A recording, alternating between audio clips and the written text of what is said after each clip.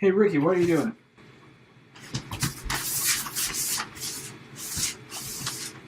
Hey, sorry everyone. Ricky the Iguana was super excited to interview JHK for today's pre-show. Unfortunately, there was just one slight problem. He can't talk, so you guys are stuck with me, Alan the intern. Let's get this interview started. Okay, everybody, I am pleased to have JHK from Kumite TV. How's it going, man? It's going really good, man. I'm happy to be speaking with you today. Oh, that's great. All my viewers were wondering to know, how did you break into the business? I believe in 2014, I've been a fan for a long time. And I just got, just some idea sparked into my mind one day. And I was just sitting around and thinking, like, is there any websites covering, MMA in Asia? So I just Googled it, and there was one site that popped up, AsiaMMA.com. And I just, sent them an email, and it was this woman named Lily. She was doing it by herself, just running the whole site and just covering all the shows in Asia. And I asked her, can I, get with you guys and maybe write something or, start covering the sport somehow. I wasn't expecting anything out of it. I was just trying to do something, do something different. And yeah, she gave me the opportunity and I just did it. I was terrible, but as the years go by, you get better at what you do. And here I am right now. Yes, fair enough. That's pretty cool. You would say it's fair to say that UFC has all these great fighters now. What division do you think is the most stacked? Wow, there's a couple of divisions that are really, really strong, but I feel like the bantamweight division is probably the most stacked in the UFC right now. And of course, the lightweight is always going to be that marquee weight for everybody. But right now, there's so many killers at bantamweight. They don't get the shine, I think, that they deserve compared to like a lightweight or a featherweight division. But if you look at it and you dissect the divisions, the bantamweight division, 135 is crazy. And especially with all the young prospects coming up at the same time, and the top 15, you put them against anybody, you put against any champion, I think they have a chance to win. Yeah, so far this interview with JHK is going great. But first, let's go take a little bit of a break and go to commercial. Hello, I'm Sean McNall, owner of TG Marketing. We are a promotional product company located in Regina, Saskatchewan. Originally founded by Tom G. McNall in 1985, we are now in our 35th year of business. My brother Ryan and I, along with our great staff, have carried the torch since Tom retired in 2011. For those of you who don't know what we do, we sell items with a company's logo on it, like clothing, pens, phone chargers, Bluetooth speakers. The list of products available is endless. Our products are a great form of advertising. Whether you want to give a gift to a valued client or show your appreciation to your staff, we have a friendly team that can help find the right product for your needs. The key to our success has been our customer service and our vast knowledge of products in our industry. We ask the right questions to get you in line with the proper product for the project you are working on. Stop by 1046 Winnipeg Street and view our showroom. Get some ideas for that next promotion you're working on. Let's make your business what everyone's talking about.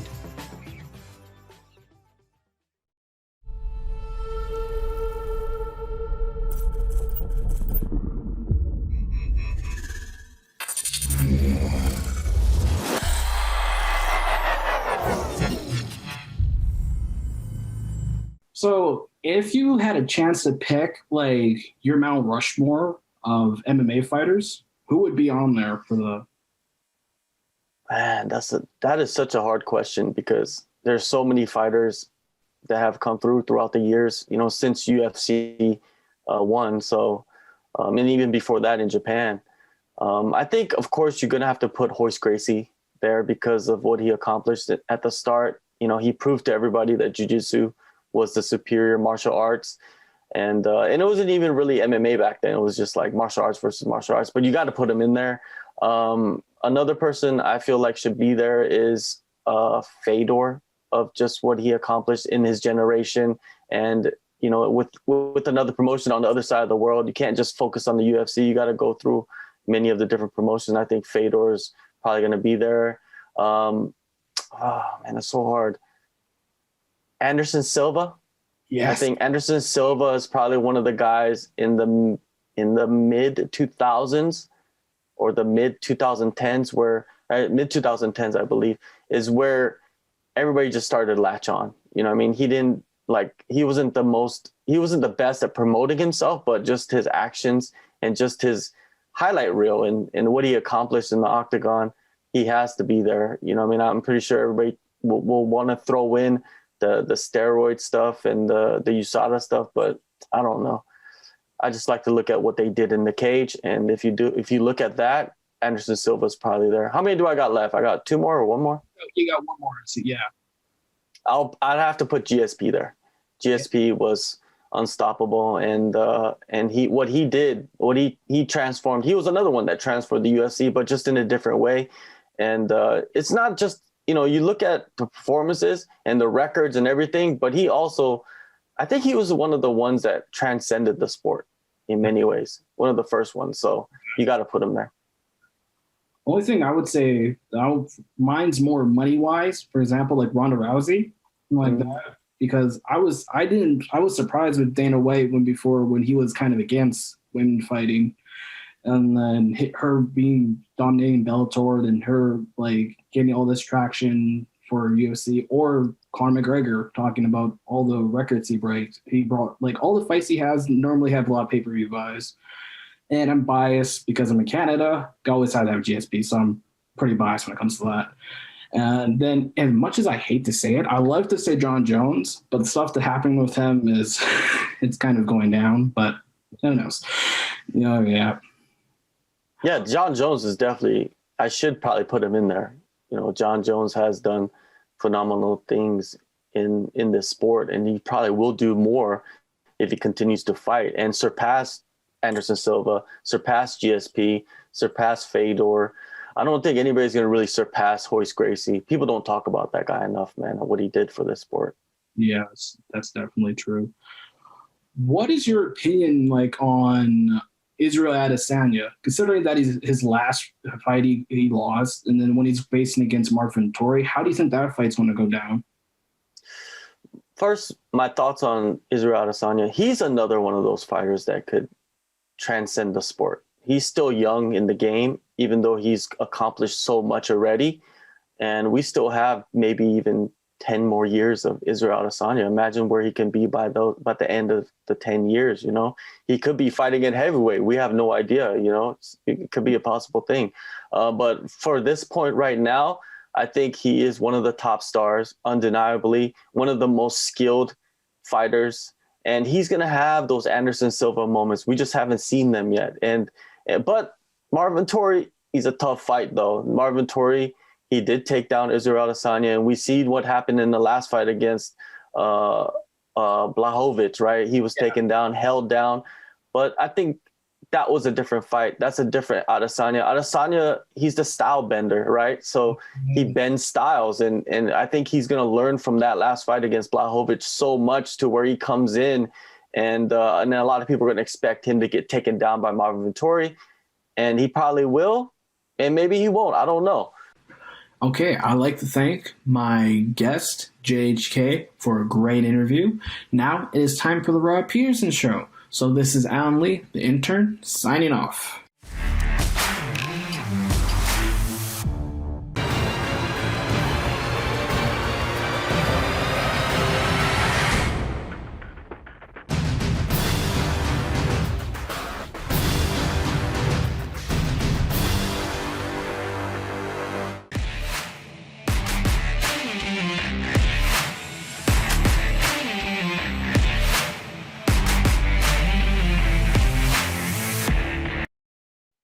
Why do you call Vegas Golden Knights Canada's team? Because, Jim, it pisses everybody off. That's why. How about that? And when you stop reacting to it, I might stop. Well, if you tried to make the Leafs Canada's team, everybody else would revolt. If you tried to make Calgary Canada's team, everybody else would. Well, Vegas is kind of a neutral party. It's everybody's town. Vegas belongs to everybody. That's right. It's Canada's team. This is the Rod Pedersen Show. Hey, welcome, everybody. You're good, you guys. You're good. because we're going to be talking a lot about that today. Oh, yeah. On the program. On episode number 502 of Canada's daytime sports talk show, I say a big howdy to Canada and to Canadian sports fans around the world. I just opened the Prairie Mobile text line, and a text has come in from the 253. Good morning, gents. Listening from Seattle. Can't wait to hear Andy on the show. Are we going to stick with this Canada's daytime sports talk show, or are we going to say the world's daytime sports talk show? Yeah, we're going to have to. Might have to update that. Yeah. But, yeah, Andy Eide will be joining us from ESPN 710, Seattle. I remember it from the KJR days. Andy Eide will be coming up here later on in hour one. And the ageless and the peerless John Liu will be joining us from Montreal for a very fun day here on the RP show. And I just got to say on that Canada's team thing, but I've been calling the Vegas Golden Knights all year, by the way. This isn't new. Right.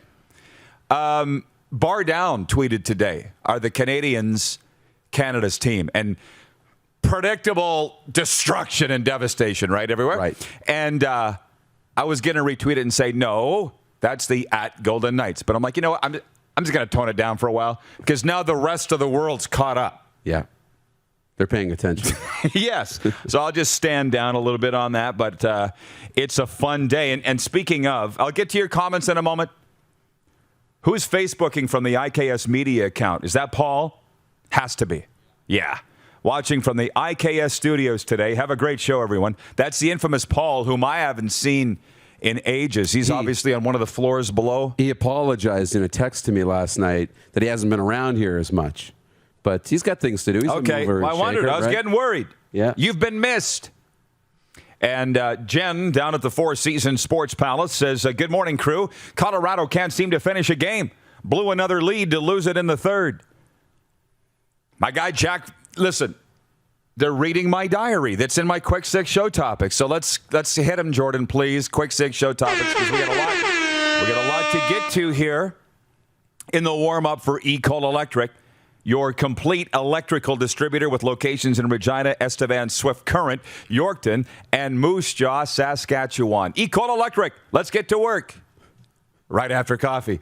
Number one, the Vegas Golden Knights down the Colorado Avalanche 3-2 in overtime last night, and it was amazing. And I'm sorry, I'm a Golden Knights fan.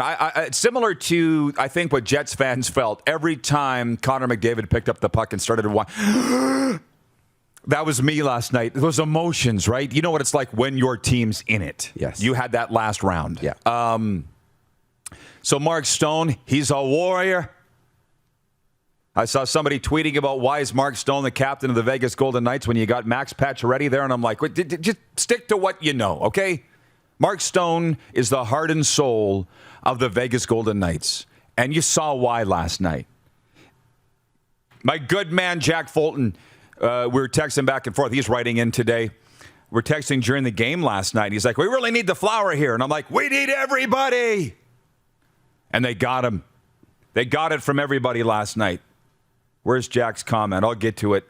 Here it is. Canada's team showed a lot of grit, desire, character last night. Great win. So, hey, everybody's excited in the Valley and as far as the Golden Knights fan base goes. But it's not over. I could see it going 7. How about you? I could too. Yeah. I could too. Colorado, I mean, they dominated most of the first half of that hockey game, and it could have been 4 or 5-0 if it wasn't for Marc-Andre Fleury. He let in that muffin of a first goal, but then he looked right at the guys with the hand. He's like, I got it, and he took ownership of the game after that, and he really did. For me, it was the third period. It was that penalty kill with 7 minutes left in the third. Yeah. Colorado got that power play and didn't get a shot on goal. That's when I knew. I mean, they came back and had the momentum, but that's when I knew Vegas had something special going on. And it reminded me of Game 2 a little bit, where Philip Grubauer played so well and kind of stole one for the Avs. Fleury did the same thing. And Stone, I mean, had that chance late in regulation to win it and then was able to do it in overtime. That was a fun one. Jeff, the Stampeders fan, said, would Montreal play Las Vegas in the next round? Montreal will play the winner of Vegas, Colorado. And it's looking good. Vegas can nail this down Thursday night in Game 6 at T-Mobile, but it ain't over yet. But you mentioned the goal that Flower muffed. I mean, stunning. Not 99 times out of 100 would the Flower have that. He would have it 999 times out of 1,000. He knows you don't do that. That's It was a simple, yeah. But they came back. It was frustrating. And, of course, I was that guy because you saw Mikko Rantanen got away with a cross-check on that same shift. And I'm tweeting that. They missed a cross-check on this goal. And I'm like, Rod, don't be that guy. And then I deleted it, and somebody screenshotted it and tweeted it. And I'm sorry, I'm emotional. What I say, don't tweet when your team's playing. That's right. Don't follow my own advice. Point 2, Tampa Bay eliminates Carolina. And did you see Rod Brindamore after the game? He said, Andre Vasilevsky.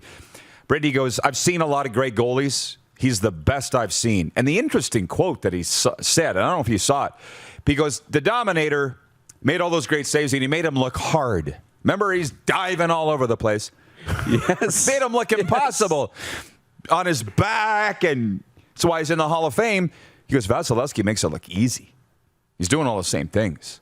So Carolina's still climbing the mountain. And then, just on Tampa, by the way, I saw our dear friend Craig Button asked on SportsCenter, they said, does Tampa have what it takes? Who's going to stand in the way of Tampa to win the Stanley Cup? And Craig basically says, I think he said he thinks Lightning will win the Stanley Cup, but I think what's standing in their way are the New York Islanders and, dare I say, the Vegas Golden Knights. They're halfway there. I know. We have a penchant to get ahead of ourselves in these things. Anyways, moving on to point 3 here in the warm-up for E-Cole Electric, Garrett Cole. Listen, you don't need to be the biggest baseball fan to get into what's going on there. The Yankees ace got called out by Josh Donaldson last week, the bringer of rain, for using illegal substances. What do they call it, Clark? Spider tack or something? All sorts of names, he says, for whatever. Pine tar, rosin, all the stuff that they... Did you see Garrett Cole? The reporter asked the Yankees ace, have you used this illegal substance? His response,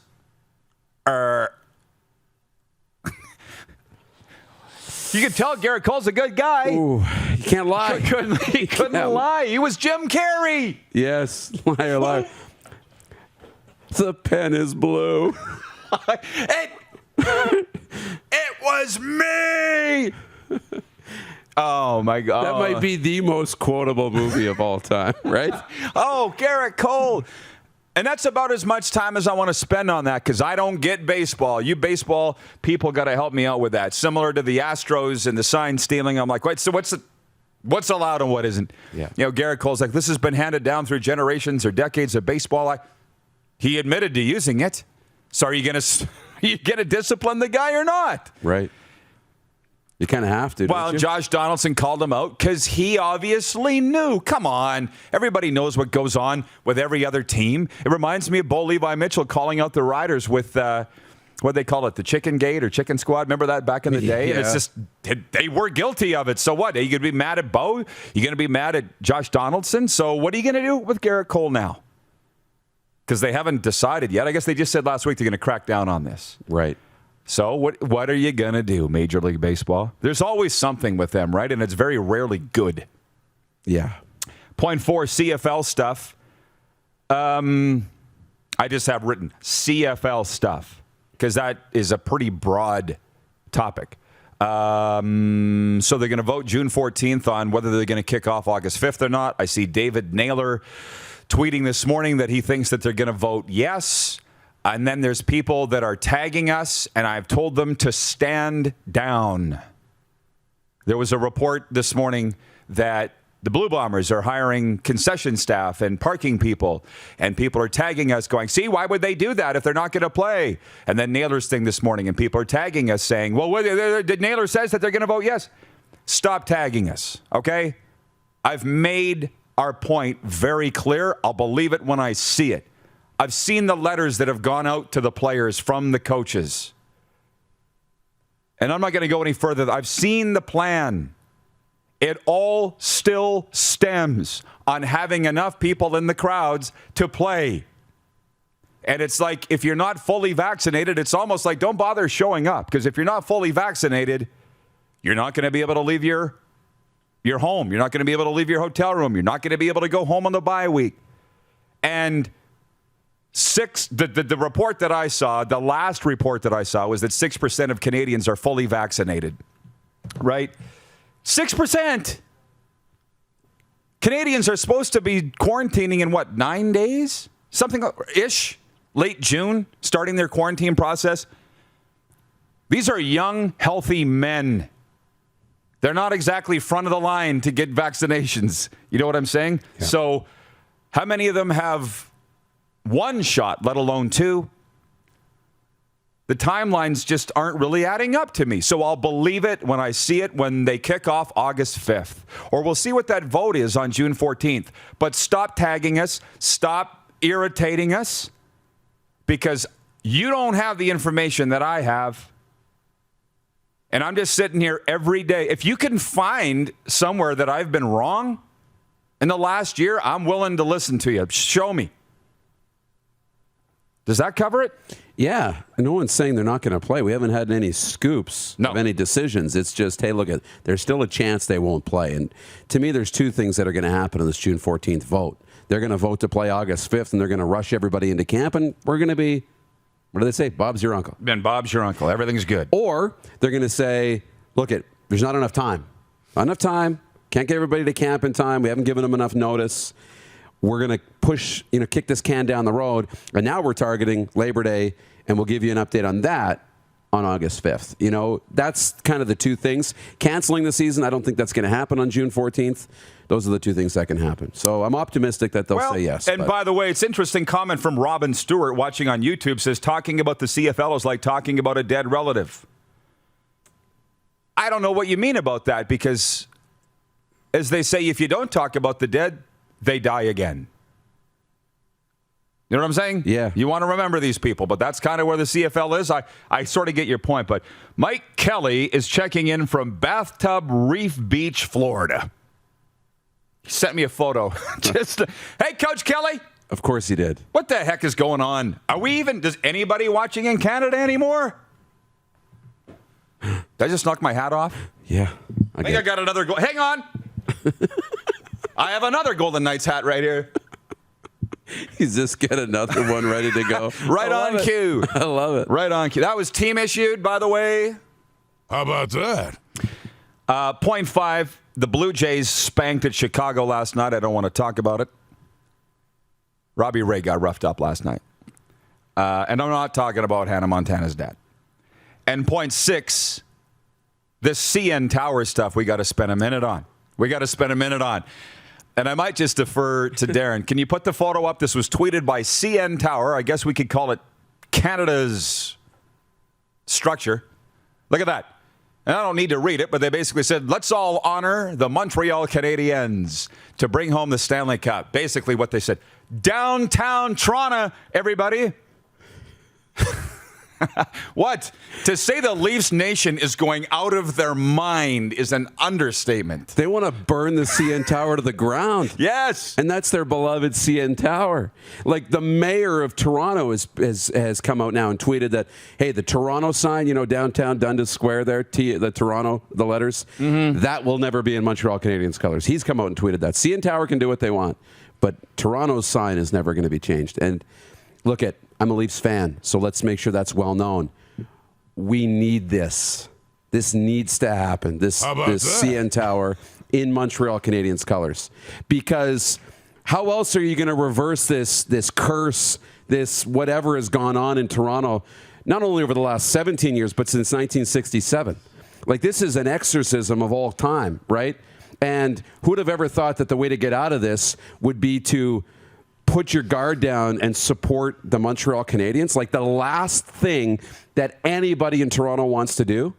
But it might be exactly what you need to do to get some good karma back, to open up and get some goodwill on your side so the hockey gods want to give you some bounces. I think that's how Toronto finally wins. This is like a Saw movie, right? And Leafs fans, I've been going back and forth. Our intern Rachel, I've been going back and forth on Twitter. She's like, no way, I'll never do it. Never happening. It's never okay. But this is like life or death here. You're sitting there and it's like the only way to survive is to shove your hand in the saw blade and fill up the bucket with blood. It's like the only way for the Leafs to get out of this might be to support the Canadiens. It's weird. Very weird. And the poll question today for Capital Auto Mall Universal Collision Center is, should the CN Tower adorn Canadiens colors? Split right down the middle, 50-50, yes and no on Twitter. And I don't know if you guys, what's that on Facebook? A little more saying yes. It's 61 totally say fine. totally fine. Jeff, the Stamps fan, says, good on Toronto. Way to support Canada. I'll say this. Calgary Tower, could you imagine it in blue and orange? Or green and gold. I remember, though, the night that the Riders won the Grey Cup in 2007, we were leaving the stadium and the CN Tower was in green. Like, they see themselves as a national structure. So you can see why they do it. I can also see why Toronto is losing their minds over this. And, you know, the question yesterday was, could you find yourself cheering for Montreal the rest of the way? Not as long as Vegas is in it. No, I won't. But I remember 2006. Was it 2006? The Moose Jaw Warriors went to the league final in the Western Hockey League, and I found myself cheering for them. And I remember writing on my blog, why am I cheering for the Moose Jaw Warriors? They're the most hated rival that I've ever known. And somebody wrote in and said, because you're a sportsman, Rod. Like I just found myself overcome with cheering for the Moose Jaw Warriors. So in the case of sportsmanship, it's what you're saying. Maybe this is what you people in Toronto need. But it hurts. It hurts. But it's not going to be easy. You're not just going to be gifted a win. I think that's the problem with that whole fan base, right? Yeah. You have to earn it and go through some pain. We're going to Seattle next. This has been the warm-up for eCold Electric. We're just getting rolling on Canada's daytime sports talk show. You're watching on Game Plus TV Network, YouTube, and Facebook Live, and 24-hour sports radio for Suds Full Service Car Wash at rodpeterson.com. Head to youtube.com/The Rod Peterson Show now. You gotta subscribe. Click the subscribe button for all the content you may have missed.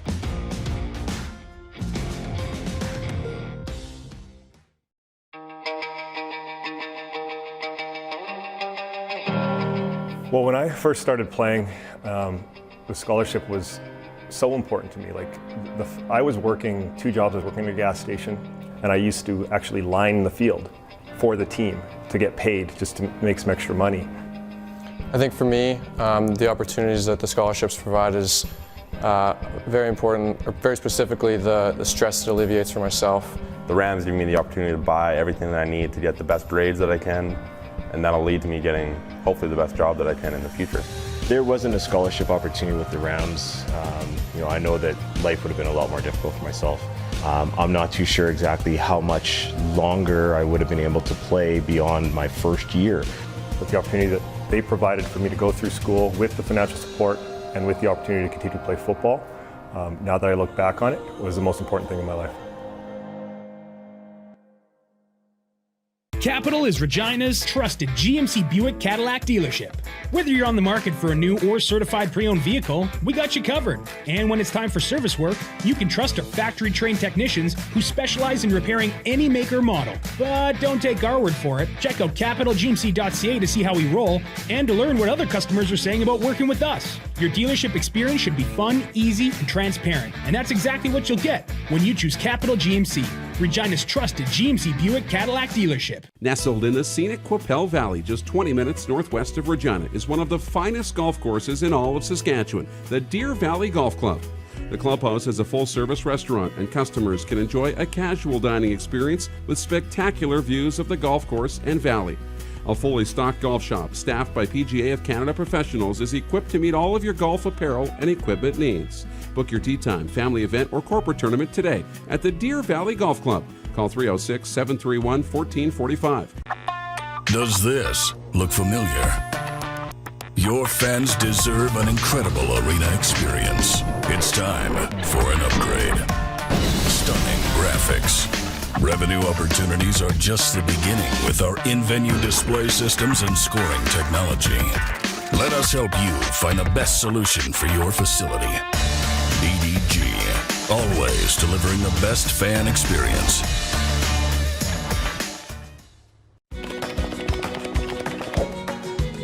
Direct West has been the bridge for me from not dealing with social media or digital presence to having a presence. You have to take the leap of faith, so to say, And I'm glad we have. Direct West has helped us out immensely to get our presence online as far as digitally and also with the social media page. To see the results is just puts a smile on your face. Comfort has always been something we, as people, strive for. It means that the places we live and work, and that the people we care most about, are able to go about their lives, focusing on the things that matter. Our focus at FlameTech has remained the same for more than 20 years. Now more than ever, we need each other to support our local businesses. As an industry leader in combustion services, we are proud to attend to the needs of our communities and support the local economy. Hey, honey, can you get one of the kids to show me how this Twitter thing works? Honey, I need to get on Instagram. Time for more of the Rod Pedersen Show. Welcome back to the RP Show, everybody. We were laughing in the break. Somebody just sent me a clip from McAfee's show this morning. And I guess we can't, he was wearing a muscle shirt, okay? You can't use the term anymore that we used to use for muscle shirts. The straps on a muscle shirt are a little wider than what he was wearing, okay? What every guy you see on cops wearing. Except his was black. Yeah. It was a dressy one. Yeah, the guys that are getting cuffed and stuffed. And that's what McAfee's wearing. He's just going off today on chopping wood. What we tell you, be yourself. Be you. Having a good day. Got our Seattle Kraken jersey out here. It's one of the prizes in our playoff pool, which, by the way, I'm making a run in. I'm coming from dead last. I think I'm like third last now. I don't think I have any players left. Andy Eide covers the Seattle Kraken for 710 ESPN Seattle and the Seattle Thunderbirds, and we're big Dub fans here, obviously, if we can bring Andy in today from the Emerald City. How you doing, Andy? I'm doing great. Thanks for having me on. Oh, yeah. Awesome. Listen, big fan of 710 here, back to the KJR days. When did they officially make the switch to ESPN from KJR? Oh, boy, it was probably a good 10, 15 years ago. They became All Sports. Yeah, just an unreal radio station there. And listen, let me just ask you this. What's the vibe in Seattle about the Stanley Cup playoffs? Have they got a rooting interest at all, or is it all Kraken? Well, Seattle has been a good hockey market, a good NHL market. There's been a lot of fans here, but they're spread out because there was no hometown team. So I think that you have a lot of people who are still maybe for the last time rooting for their long-standing favorite NHL team right now. So the excitement for the Kraken's there. I think sometimes some people are looking at this with an eye towards the expansion draft. Look who's playing well in the playoffs. Look who may be available. So you have kind of a mixed bag here right now when it comes to the playoffs. How long you been covering the Thunderbirds, Andy? Oh, I think this last year was my 8th or 9th year. It's been a while. Yes. Well, that team's been there for a long time, and for us Dub junkies, we go back to the Seattle Breakers days, right? Even before the Thunderbirds. Can you explain to our viewers today what kind of hockey town Seattle is? And the reason I ask, it's one thing to pay $20 tickets to go to the Thunderbirds and the Silver Tips versus $250, $300, $350, right? So how's that going over there in the Emerald City? Well, I think for those of us who have been in the hockey community here, we've always felt it was a strong market, because there are a bunch of WHL teams in the state. There's 4 in the state, and you have Portland just across the border in Oregon. So there have been hockey fans here, and there's a strong hockey history here. You go back to the Totems and the old Western Hockey League, and even way back to the Seattle Metropolitans, who won the Stanley Cup in 1917 or whatever year it was.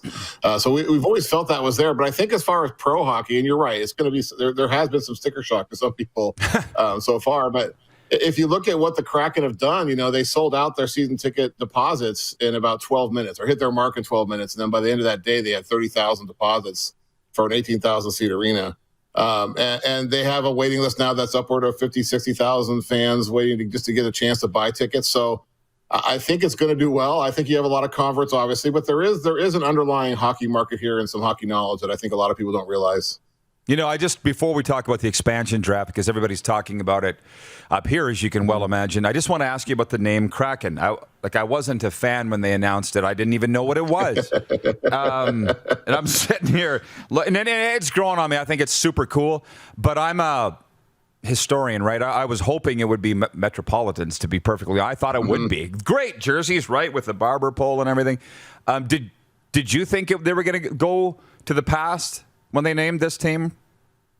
I don't know that I did, but I think I was with you initially. Kraken was not my top pick if I had my choice, but it has grown on me. The way they rolled it out and how the logo looks and everything looks, I think I like it now too. But I was hoping for something a little different, and I think even though they didn't use Metropolitans or even totems, I think that they're very conscious of the past here, and I think you'll find the ways that they will recognize those franchises, recognize that history. Even the S on their jersey now and their logo, somewhat resembles the S on the Metropolitans jerseys. I would suspect there'll be a day where they do a throwback, with that pole, with the totem or the barbershop look to the jerseys. They had it wide open. I definitely thought though that they wanted to do something unique and new. That's kind of been their whole MO. It's not kind of copy the past of hockey, just kind of create their own new path. Yeah, I think they've done a good job of that. Habs for Life 41, watching on YouTube, says, I agree, Rod. I wanted the Metropolitans. Also, Kraken will appeal more to kids, though, for merchandise. Mike Horrigan in Toronto says, still not a good name, with the sick face emoji. He says, crackheads? By the way, if there's any questions for Andy, let's fire them at us. Those guys that run the Golden Knights hockey staff, I know very well. Not a shock to me that they've been as good right out of the gate. I've never met Ron Francis. I don't really know who's working in that hockey department of the Seattle Kraken.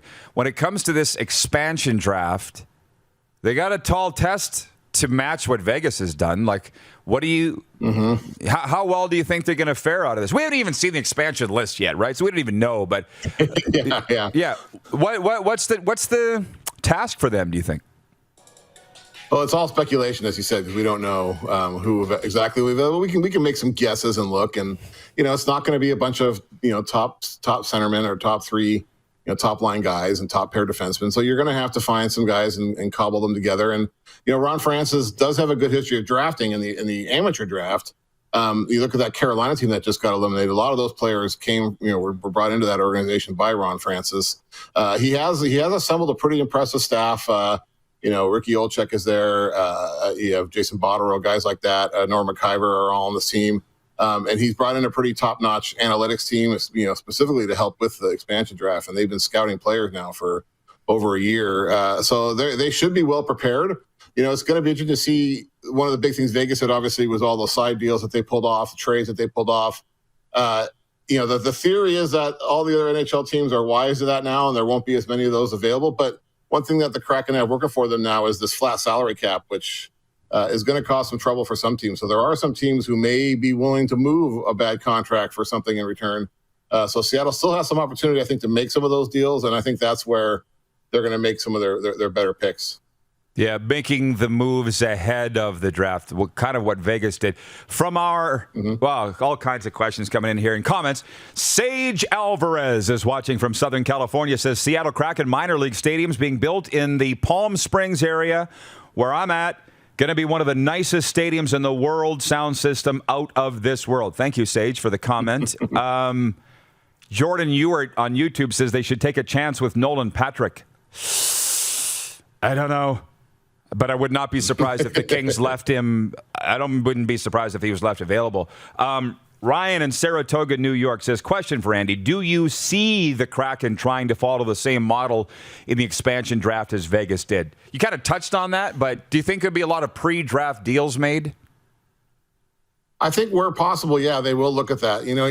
We've out here been trying to project who could be available from team by team, and there's not a lot of top-end scorers available that they're going to be able to just pop right in from the expansion draft unless you make some kind of deals like that. You look at a team like Tampa, you look at a team like Philly, and they have some cap issues. They have some high contracts from players who are still productive.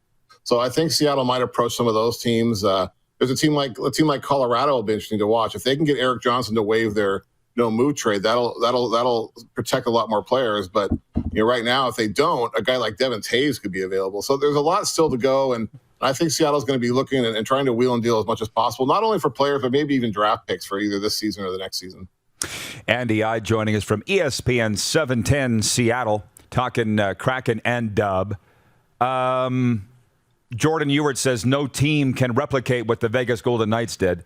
It'd be unbelievably tough to do, to go to the Stanley Cup in your first year. But, you talk about top-end scores. Andy, who was Jonathan Marchessault before Vegas? In Columbus, they were like, Willie Karlsson, get out of here. Like, there's something to be said for culture, right? Now, and I wonder what the Kraken are building there.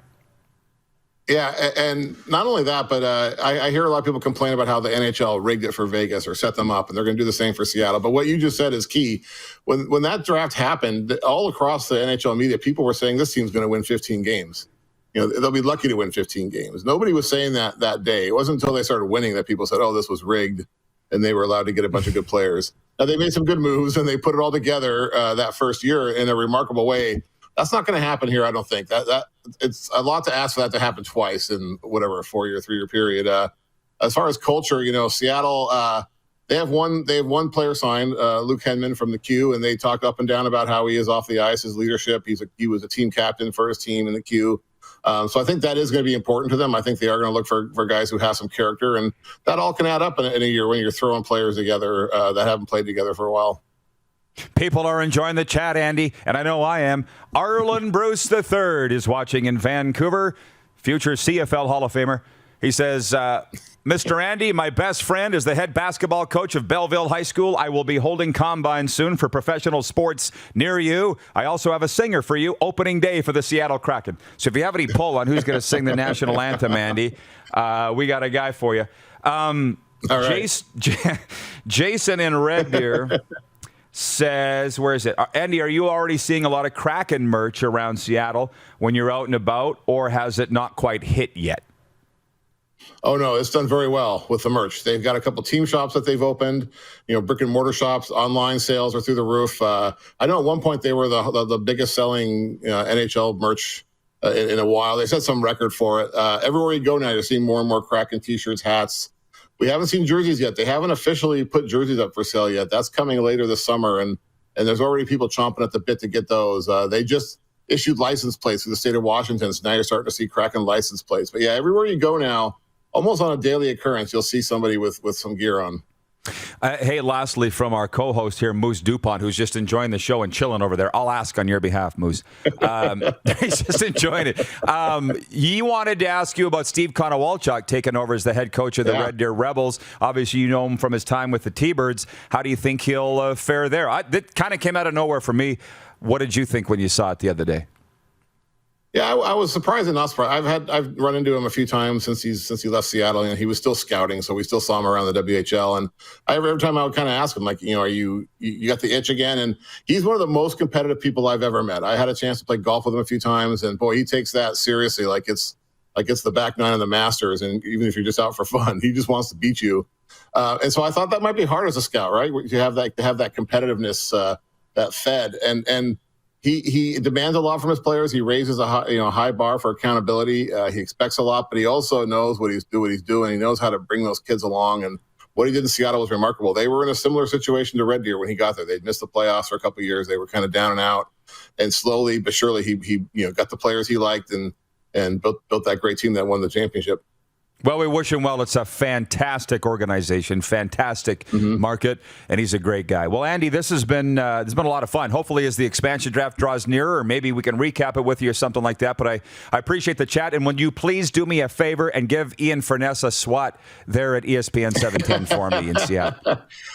I will do. I know Ian well. All right, thanks, Andy. Have a good day. All right, you too.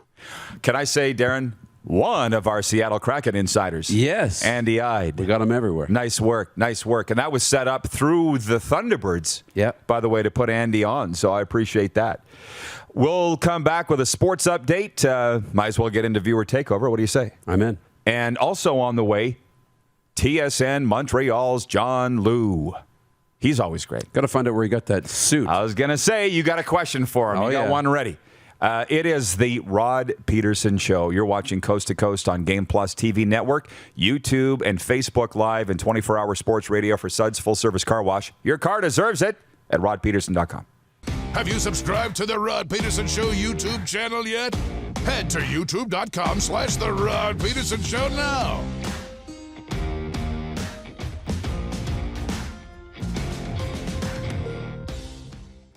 At Capital Ford Lincoln, we don't just sell vehicles, we buy them too. You know how we always have such a big inventory with an amazing selection? That's because we buy all makes, all models, and all years. We're going to give you the best price every time.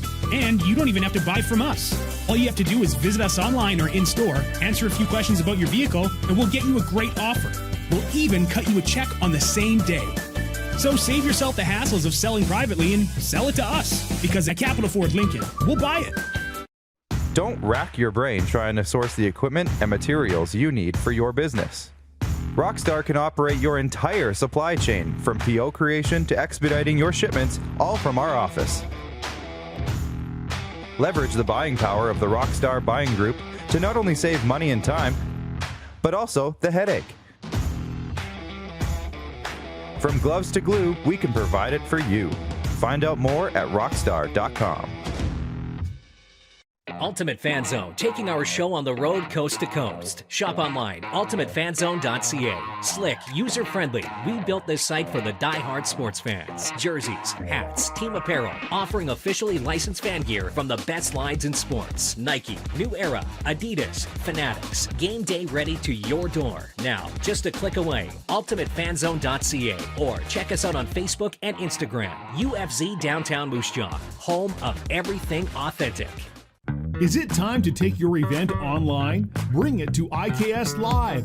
We've got a fully customized virtual event platform with remote guest support for your next fundraiser, talk show, conference, performance, and more. IKS Live offers live streaming to Facebook Live and YouTube and pre-recorded capabilities, both in our studio with green screen available and on location with pre-production and post-production services. Visit us at ikslive.ca. Stars, you are dispatched to a scene call. The patient has multiple traumatic injuries and is unconscious but breathing. This is why I backed the Stars lottery. Stars, we can accept the mission. This is why I'm all in. Mission accepted. Have a safe flight. The prizes are great. The cause is critical. Stars Lottery, the lottery on a mission. Every ticket is your chance to win over $4.2 million in prizes. Buy yours at starslottery.ca or 1-844-STARS-SK. We started Suds Car Wash in 2003. There's a bit of us in every part of the business. I've been working here since I was about 10 years old. Hard to believe it's been 12 years since. Working with my family has been great. My mom and dad have taught us the importance of hard work. I've been here since I was 10 years old, and my dad has taught me a lot about quality work. From all of us at Suds Car Wash, we make your car shine. Business owners and marketers. Okay, we know you think we're pretty cool. That's why we want you to share in the coolness factor. Partner with the Rod Peterson Show and market your business every weekday to sports lovers just like yourself. Take advantage of our many cost-effective commercial and promotional opportunities. Tell the world about your business. Yes, the world. Thanks to Game Plus TV and the Rod Peterson Digital Network. Contact us today and find out how you can be a part of Canada's fastest-growing sports talk show, The Rod Peterson Show. Did you know you can catch all the best moments from the show on all our social media platforms? Now, back to the studio with Rod. And Moose DuPont, I was just saying to him, just before we came on the air, that he should shave the beard and go with a full stash, Ted Lasso style. Did I say it right? I could do it, Ted Lasso, yeah. I could do it. The Jason Sudeikis thing. You get it. You've been confused for Jason Sudeikis. Legitimately confused. In Mexico, in Vegas, I could just show. You should have just. Did you go with it? Yeah, of course. I never said no. I ever corrected them, but I never said I was either. I just kind of, thank you. Isn't that? How about that? Yeah, that's interesting. How about that? But if you put us side by side, I mean, I'm 5'8", 5'9" on a good day. The right pair, he's 6'2". Is he that big? I think he's a big guy. I don't know. I've never met him. Good for you. Yeah.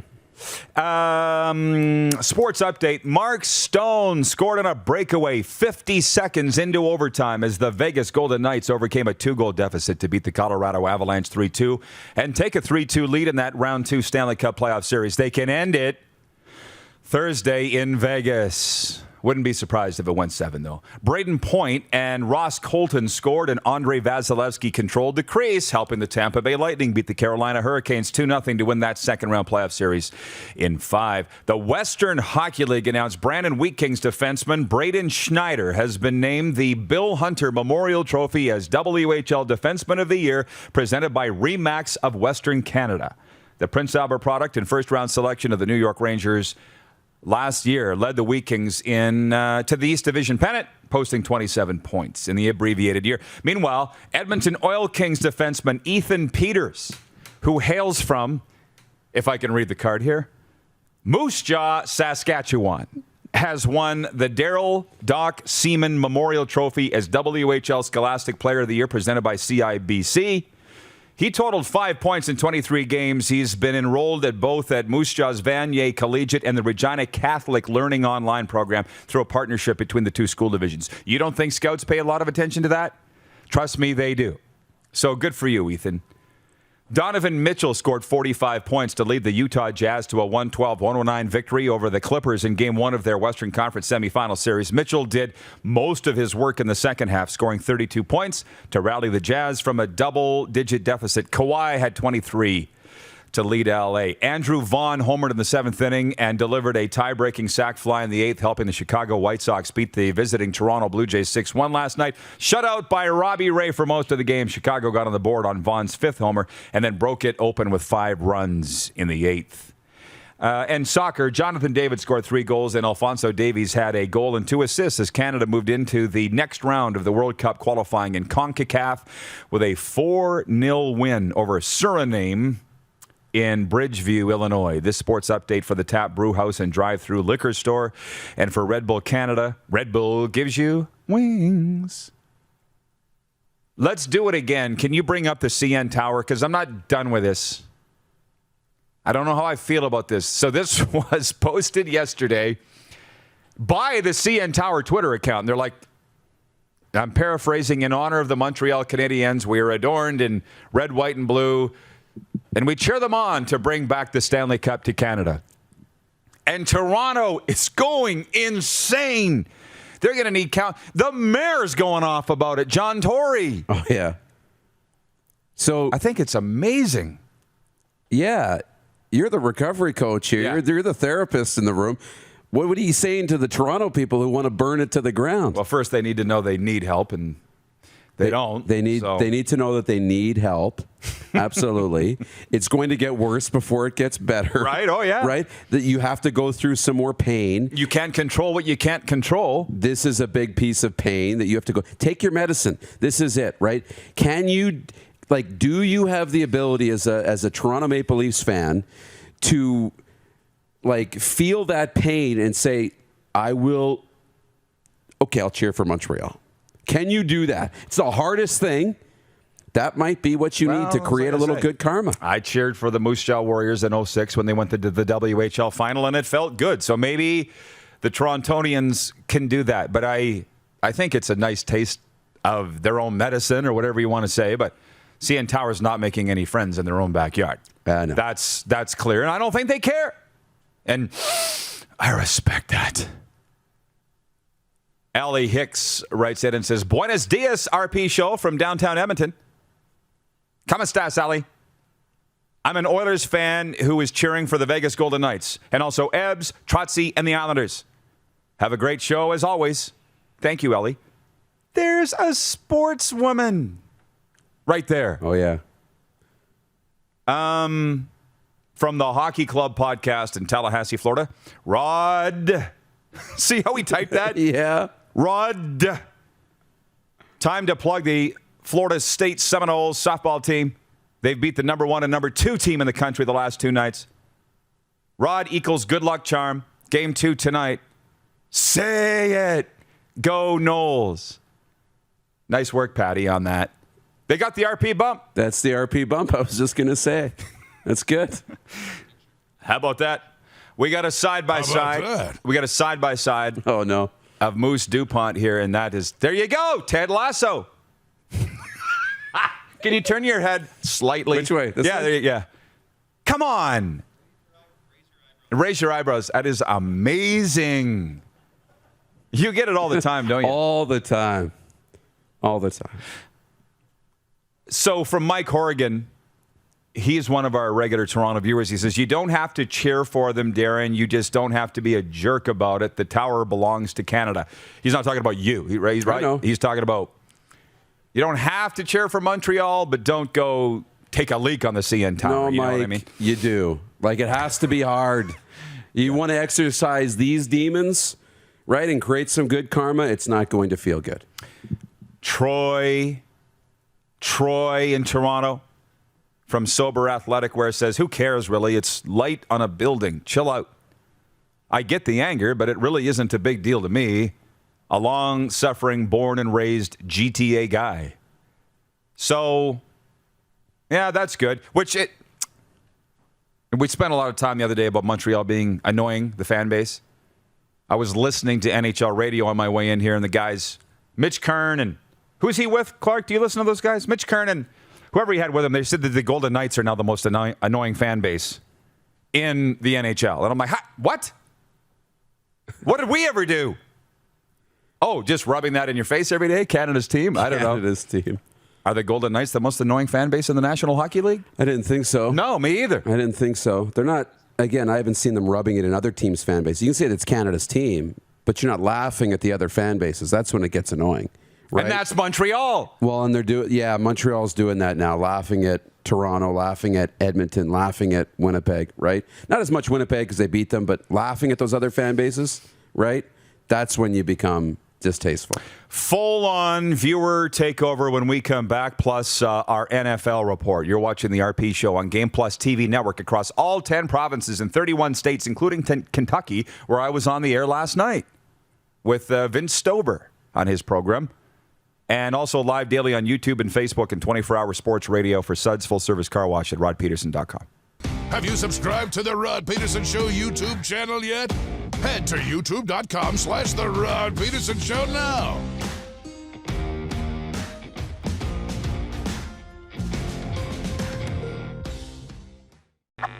Does this look familiar? Your fans deserve an incredible arena experience. It's time for an upgrade. Stunning graphics. Revenue opportunities are just the beginning with our in-venue display systems and scoring technology. Let us help you find the best solution for your facility. EDG, always delivering the best fan experience.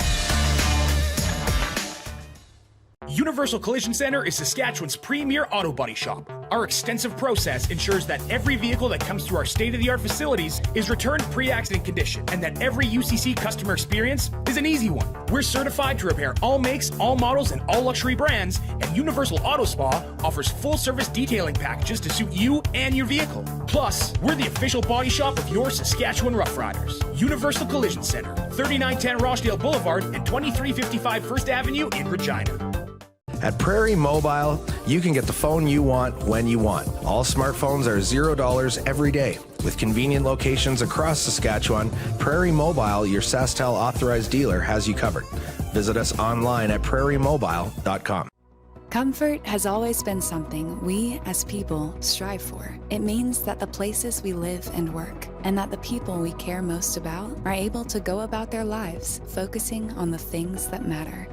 Our focus at FlameTech has remained the same for more than 20 years. Now more than ever, we need each other to support our local businesses. As an industry leader in combustion services, we are proud to attend to the needs of our communities and support the local economy. Bronco Plumbing and Heating, proudly serving Regina and surrounding areas since 1978. We are excited to announce the new Bryant Furnace Trade-in Allowance Program. If you have a working Bryant furnace, 15 years old or less, you may be eligible to receive a new furnace at a discounted rate. If you'd like to take advantage of the Bryant Trade-in Program, or to hear how we can help improve your home, give us a call today at 306-781-2090. People donate blood for moments like this. But there are lots of reasons why Canada's Lifeline needs donors every day. Like the fact that someone with leukemia can need up to 8 units of blood a week. or that donated blood lasts no longer than 42 days. Or to help new moms and babies, like Henry. There's lots of reasons to donate blood. That's why we need donors every day. The need for blood is constant. Join Toyota and our Toyota dealers in supporting Canada's Lifeline.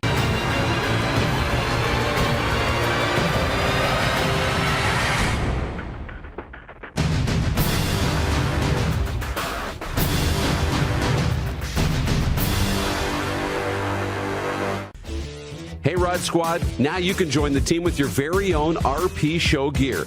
Head to rodpetersonshop.com and get yours today while supplies last. It's just like we wear on the show. Official RP Show gear at rodpetersonshop.com.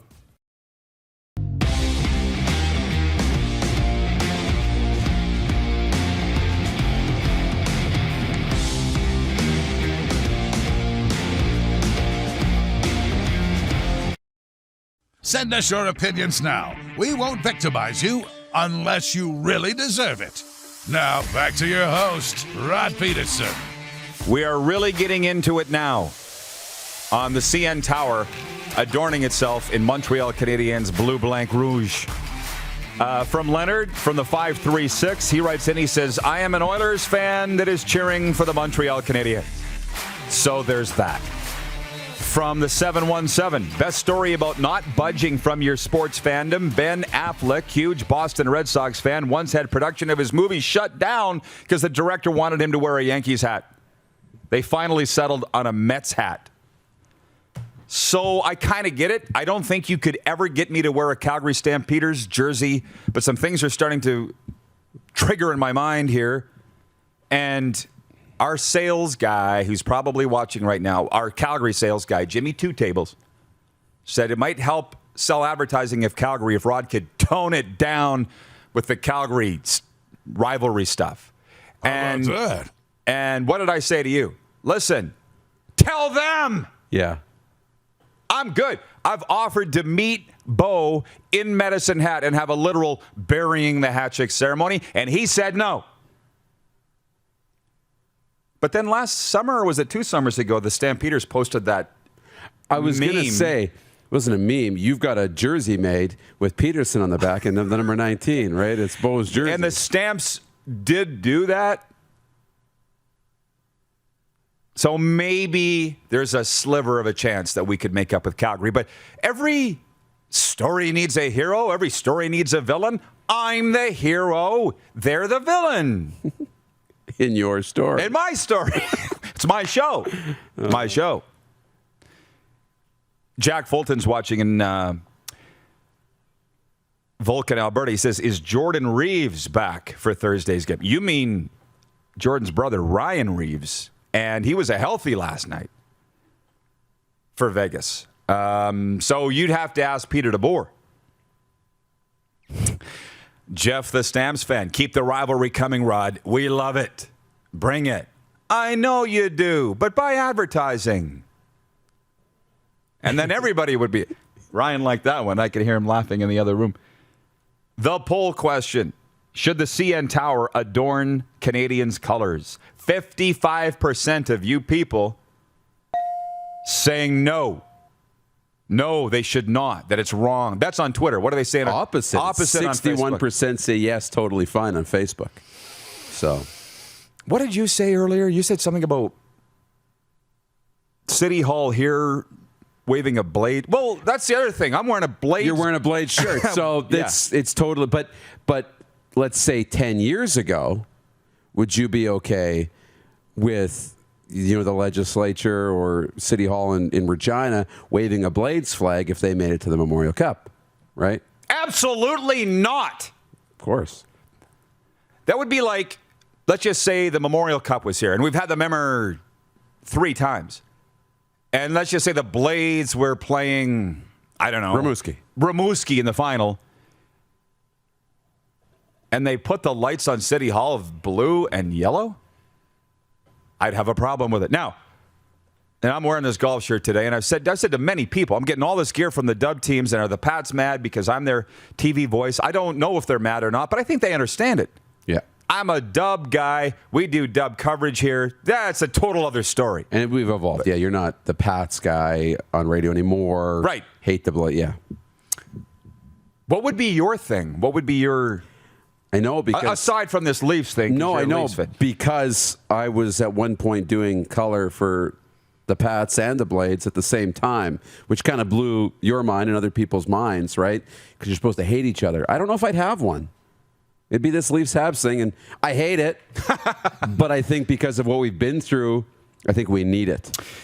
Ken in Saskatoon says, Moose moniker out, Karma Kid in. No, Ken. Why can't we have both? Mm-hmm. That's entrepreneurial thinking, right? Yes. Why does it have to be one or the other? It can be both. We're going to call him Moose and the Karma Kid. Jeff, the Stamps fan, says, and I don't know why he's asking this, unless it came up and I missed something. Do you think the Vince McMahon, Bret Hart thing was real? I have mixed thoughts. It was absolutely real. When the Hitman punched Vince McMahon in the Bell Center, that was real. And the next time that we have Kelly Rimple on here, the Silver Fox will tell you the story because he was there. He was Bret Hart's manager or agent, I guess, at the time. Not like a Captain Lou Albano manager, right? Like, right, actual real business manager. guy. Yeah, he was never on TV. No. Why are we getting into it today? And Kent Ridley is watching in Nashville. He's a football guy. He says, would the Calgary Tower light up green for the Riders going to the Grey Cup? Nope. How do we know? Maybe they would. Not a chance. John Liu of TSN Montreal joining us in hour 2, and more of this coming up after the break. Head to youtube.com/The Rod Peterson Show now.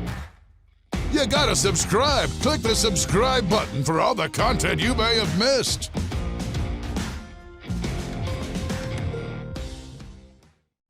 Comfort has always been something we, as people, strive for. It means that the places we live and work, and that the people we care most about, are able to go about their lives, focusing on the things that matter. Our focus at FlameTech has remained the same for more than 20 years. Now more than ever, we need each other to support our local businesses. As an industry leader in combustion services, we are proud to attend to the needs of our communities and support the local economy.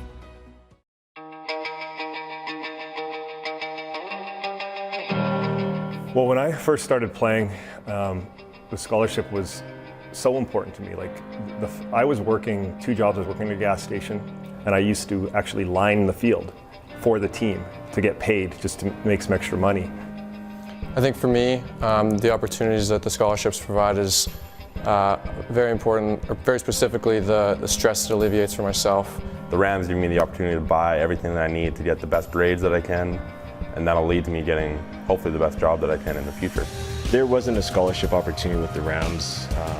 I know that life would have been a lot more difficult for myself.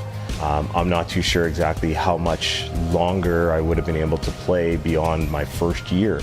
With the opportunity that they provided for me to go through school with the financial support and with the opportunity to continue to play football, now that I look back on it, was the most important thing in my life. Nestled in the scenic Qu'Appelle Valley, just 20 minutes northwest of Regina, is one of the finest golf courses in all of Saskatchewan, the Deer Valley Golf Club. The clubhouse has a full-service restaurant, and customers can enjoy a casual dining experience with spectacular views of the golf course and valley. A fully stocked golf shop, staffed by PGA of Canada professionals, is equipped to meet all of your golf apparel and equipment needs. Book your tee time, family event, or corporate tournament today at the Deer Valley Golf Club. Call 306-731-1445. Don't rack your brain trying to source the equipment and materials you need for your business. Rockstar can operate your entire supply chain, from PO creation to expediting your shipments, all from our office. Leverage the buying power of the Rockstar buying group to not only save money and time, but also the headache. From gloves to glue, we can provide it for you. Find out more at rockstar.com.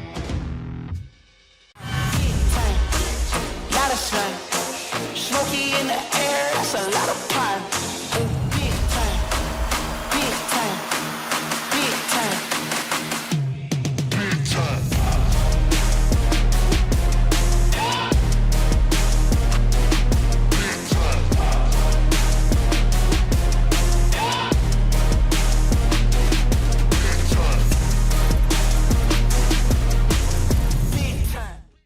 Here's how your business can be a part of Canada's fastest growing sports talk show. All you have to do is contact us, and we will tell you all about the dynamic and exciting marketing opportunities we have, utilizing a fully integrated 360-degree multi-platform. Imagine your business seen and heard across Canada on Game Plus TV and around the world on the Rod Peterson Digital Network. You will use one of the most overused expressions in sports. You gotta be kidding me. Get your business involved. Contact the Rod Peterson Show. Why do you call Vegas Golden Knights Canada's team? Because, Jim, it pisses everybody off. That's why. How about that? And when you stop reacting to it, I might stop. Well, if you tried to make the Leafs Canada's team, everybody else would revolt. If you tried to make Calgary Canada's team, everybody else. Well, Vegas is kind of neutral party. It's everybody's town. Vegas belongs to everybody. That's right. It's Canada's team. This is the Rod Pedersen Show. We're having a great day, and this is the start of the second hour. We call it the second half kickoff. It's proudly brought to you by the Four Seasons Sports Palace, your home for the Stanley Cup playoffs and the Seattle Kraken fan club. I put the Kraken jersey away. I should have left it out here for hour two. Have we got a text into George? How does he feel about the CN Tower? Oh, good question. I should. The Greek Freaks was a staunch Leafs fan, but he's changed his allegiances to the Seattle Kraken. He's one of my closest friends, and I think it's hilarious. I said, come on over to the Golden Knights side. It's good over here. It's good. And he can't cheer for the same team as me, right? Which I think is awesome. That is awesome. What fun would that be? So we already have a rivalry here. So that's the big topic. Let's show it again, guys, if you don't mind. CN Tower has become quite a topic today, not just here, but all across the nation. The CN Tower, which is in the shadow of Rogers Center, home of the Blue Jays, has tweeted that photo of themselves saying we are adorning ourselves in Montreal Canadiens colors and cheering them on to bring home the Stanley Cup. And the more I think about it, how mighty sportsmanlike it is of the CN Tower. And it's just driving Toronto Maple Leafs fans out of their craniums. Look, from a business standpoint, it's good. Everybody in Toronto's been to this CN Tower. They're not looking to sell to Toronto anymore. They're looking to sell to the tourists when we open back up, right? Mm-hmm. So let the rest of the country enjoy the CN Tower. Hey, Winnipeg's woken up. Donnie Muir's watching, and he writes in on Twitter, a few years back, there was a rider billboard set up in a parking lot 2 minutes from my house in Winnipeg. Every time I drove by that thing, I would swear at it or give a middle finger salute. Should have been illegal. That? Hashtag for the W. Hashtag go blue. That was more than a few years ago, man. That was like a decade ago. Time goes fast, when you're having fun. Oh, yeah. Couple of things that I need to mention. The University of Regina Rams football program's hosting their annual 50-50 online and open to all Saskatchewan residents 19 and over. To enter the draw, all you have to do is go to the website, reginarams5050.com. The draw date is June 18th. Regina Rams, we have their helmet. That was a gift from them. It's on our desk every day. You buy 50-50 tickets at the Rough Riders games. Well, there's no Rough Riders games this year.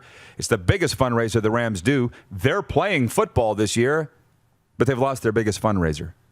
So all that money you were going to put into 50-50 tickets at the games, can you please go online and buy your 50-50 tickets there, reginarams5050.com. And also on the football vein, from the CFL Alumni Association, get your bids in on the CFL Alumni Association auction today. There are a lot of great items to bid on, and proceeds are going to the CFL Alumni Association Support Fund and programs. And the auction runs until June 11th. Place your bid at cflauction.ca. And believe me, Peterson Recovery, which is my recovery coaching company, we're the official recovery support organization of the CFL alumni, and there's some guys that need the help, believe me.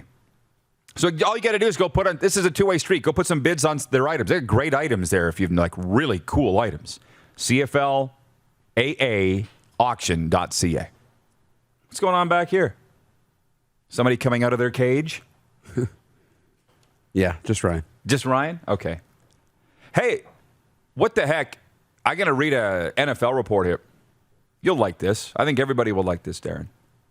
Retired quarterback Phillip Rivers has won the Pro Football Writers of America's Good Guy Award for his cooperation with reporters. Did you hear that? How about that? You knew there was an award for this, right? How about that? Of course. Yeah. Of course. The 39-year-old who retired after one season with the Colts following 16 years with the San Diego and LA Chargers, earned praise for consistently tackling all topics, even in a Zoom meeting setting, and offering answers with perspective, wit, and originality during his career. The Good Guy Award is given to an NFL player for qualities and professional style in helping pro football writers do their jobs. It's been awarded since 2005. The other finalists for the award, where the heck is it? Were Drew Brees, who we all know, the Saints quarterback, Baltimore defensive end Calais Campbell, Giants cornerback Logan Ryan, and Denver safety Justin Simmons. So how about that? Yeah.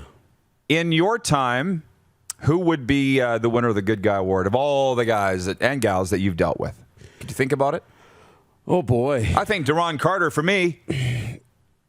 That's a really good one.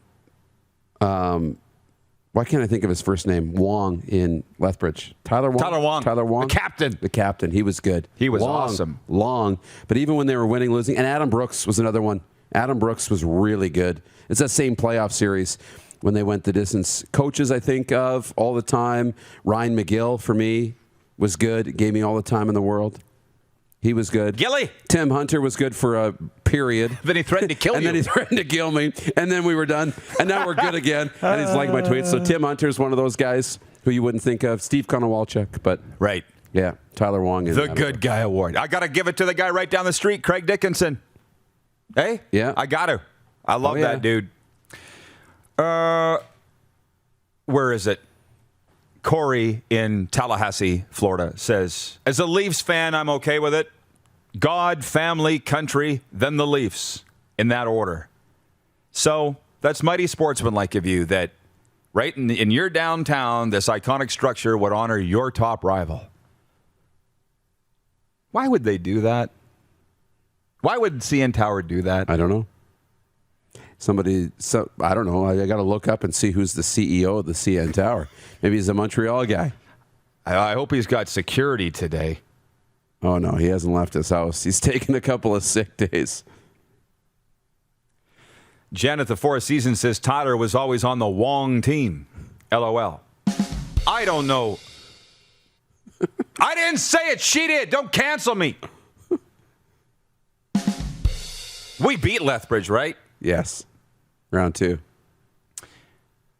Chris from the 905, Southern Ontario. Hi, Rod. I'm a Red Wings fan that lives in Toronto area, so no horse in this race, but I think it's fine to have the CN Tower in Habs colors as they are a national company, but understand why the Toronto City sign would not. Just as if Regina City Hall got lit up in Blades colors if they were in the final of the Mem Cup, but the provincial capital building would be fine. Best regards, Chris. Well, this is exactly what I said last hour, right? Yeah. The exact same scenario. Same thing. Bob in Grand Prairie. He says, let's not forget that Vegas is a USA city. Canada's team is Team Canada, which most of us cheer for. Why are people getting their knickers in a knot about me calling the Vegas Golden Knights Canada's team? You know it's a goof, right? A ruse. Kind of feel like it's starting to stick. I know. It is starting to stick. That's the thing. It really is. From our intern, Rachel. She's watching in the big smoke. She says, apparently the CN Tower is federally run, so the city of Toronto has no decision over it. Still doesn't make it right. Troy Durrell watching. We're in viewer takeover here, by the way. Early in the second hour kickoff. I think people really enjoy this. I think the viewers enjoy this, right? We're all just sitting here having coffee today. Oh, yeah. Talking about what's on the minds of the sports world. Troy Durrell says, Tyler Wong, pride of Cochrane, Alberta.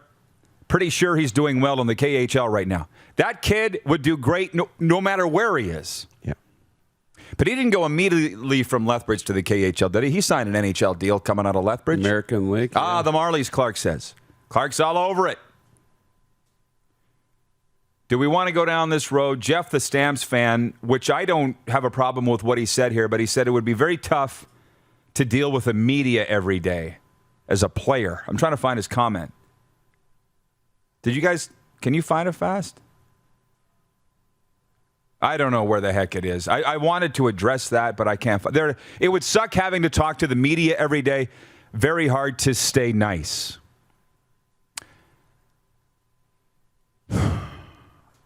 I get it. I totally get it. Going back to the Naomi Osaka thing, how she doesn't want to deal with the media because it rots your mental health. Like, I have a time of day for her. I don't really have time of day for Mitch Marner. You haven't scored in 18 games. Is that what it is, Clark? You know. You're the stats guy. Yeah, playoff games, of course. What else matters?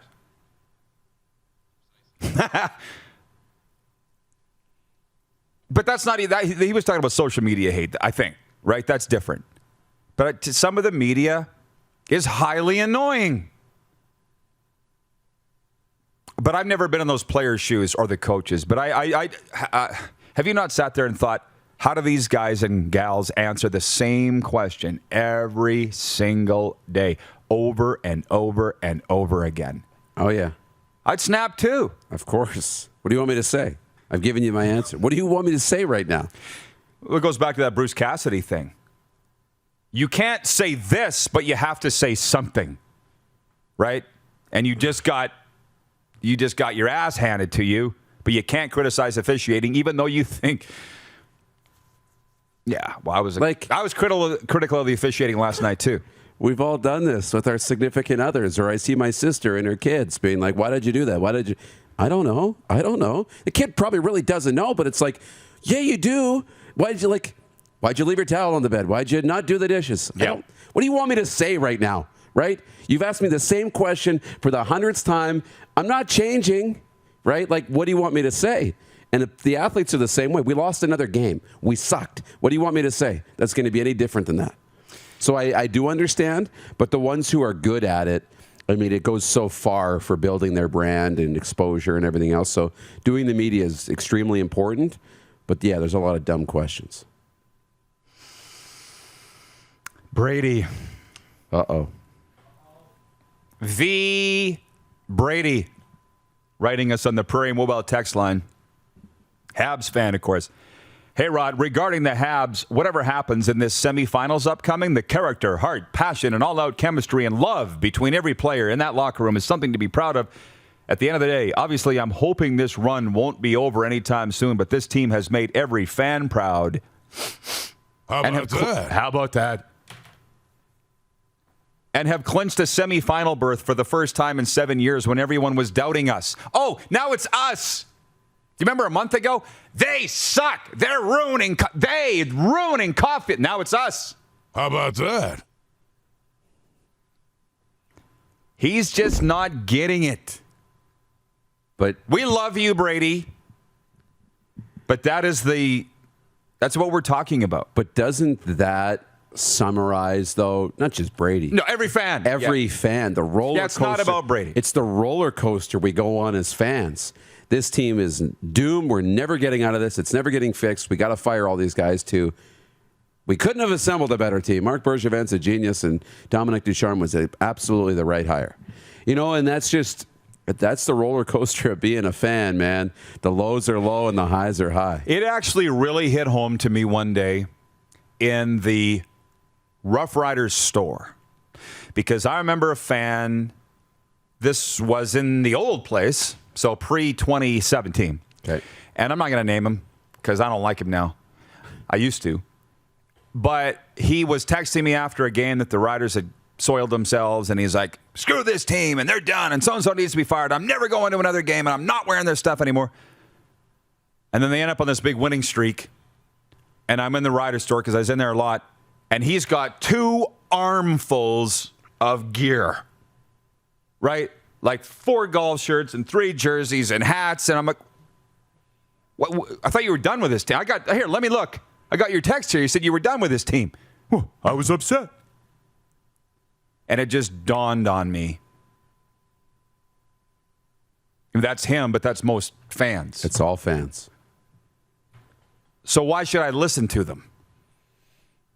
You shouldn't. You gotta have that expectation, or you kind of have that. I don't know what it is, but just understand that. Look, It's not as bad as they make it out to be, and it's never as good as they make it out to be either. It probably lies the truth somewhere in the middle.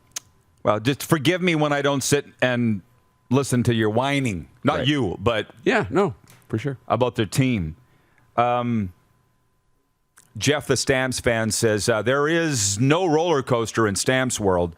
Always high. And short memories, obviously. Like the Blue Bombers were using the Stamps locker room in the last Grey Cup that was played. I can go all day, as you know. Back to this, the Prairie Mobile. What? That's good. You can. You got one for everything. I got one for everything. Pump. The poll question today for Capital Automall Universal Collision Center, should the CN Tower adorn Canadiens colors? Now 55% on Twitter saying no, it should not. I feel like this story isn't going away anytime soon. What are they saying on 58% Facebook? say yes, so it's coming down a little bit. From BJ Copper writes this on Twitter. He says, it shouldn't, but it's freaking hilarious how Leaf Nation's collectively losing their minds over this. It's just perfect. It's so Toronto. Mm-hmm. You know what? Do we have John Liu in the house? Not yet? Okay. We will take a break. We have not even talked about the Winnipeg Jets yet. One of our P1s, Todd Pinckney, wrote in yesterday and asked about this thing about the Jets not shaking hands, the coaches not shaking hands after the series. I didn't even hear anything about it, but I guess it's a thing. Did you hear anything about it? From Todd, and I Googled it, nothing. Did it even happen? I don't know if it's a thing. I really don't, but might be worth talking about if it is a thing. With us? I'd have to find out if it's a thing. Did it happen? Can somebody tell us? Winnipeg, someone want to send us a link? Because if they didn't shake hands, I have thoughts for sure, but I didn't see that was a thing the other night. So, TSN Montreal's John Liu joins us next. You are watching the RP Show on Game Plus Television Network across all 10 provinces and 31 states. Live daily on YouTube and Facebook, and 24-hour sports radio at rodpeterson.com. Head to youtube.com/The Rod Peterson Show now. You gotta subscribe. Click the subscribe button for all the content you may have missed.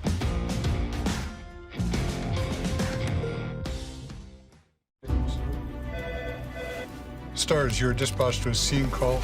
The patient has multiple traumatic injuries and is unconscious but breathing. This is why I backed the Stars lottery. Stars, we can accept the mission. This is why I'm all in. Mission accepted. Have a safe flight. The prizes are great. The cause is critical. Stars Lottery, the lottery on a mission. Get your early bird tickets by June 24th for a chance to win a truck, trailer, toys, and cash. Buy yours at starslottery.ca or 1-844-STARS-SK. People donate blood for moments like this. But there are lots of reasons why Canada's Lifeline needs donors every day.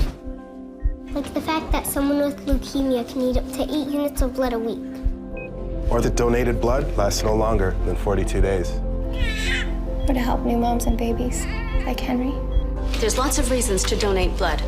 That's why we need donors every day. The need for blood is constant. Join Toyota and our Toyota dealers in supporting Canada's Lifeline. Direct West has been the bridge for me from not dealing with social media or digital presence to having a presence. You have to take the leap of faith, so to say, and I'm glad we have. Direct West has helped us out immensely to get our presence online as far as digitally and also with the social media page. To see the results is just puts a smile on your face. Rockstar Supply Chain Solutions is Saskatchewan's only full-service supply chain company. Strategic sourcing, PO creation, and order expediting, VMI and vending solutions, and free delivery are just a few of the supply chain services we provide. If your company needs it, Rockstar Supply Chain Solutions can get it for you. Price, quality, service, Rockstar Supply Chain Solution is helping Saskatchewan companies buy better.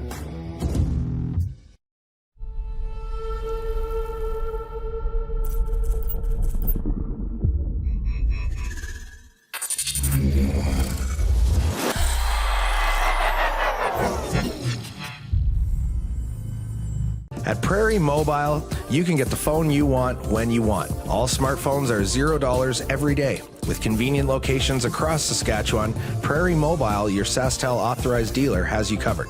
Visit us online at prairiemobile.com. Universal Collision Center is Saskatchewan's premier auto body shop. Our extensive process ensures that every vehicle that comes through our state-of-the-art facilities is returned pre-accident condition, and that every UCC customer experience is an easy one. We're certified to repair all makes, all models, and all luxury brands, and Universal Auto Spa offers full-service detailing packages to suit you and your vehicle. Plus, we're the official body shop of your Saskatchewan Rough Riders. Universal Collision Center, 3910 Rochdale Boulevard and 2355 First Avenue in Regina.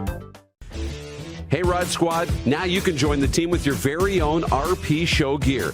Head to rodpetersonshop.com and get yours today while supplies last. It's just like we wear on the show, official RP Show gear at rodpetersonshop.com.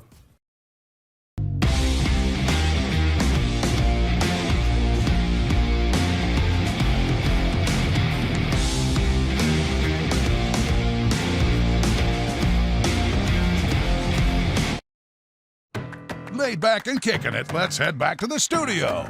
Here's Rob.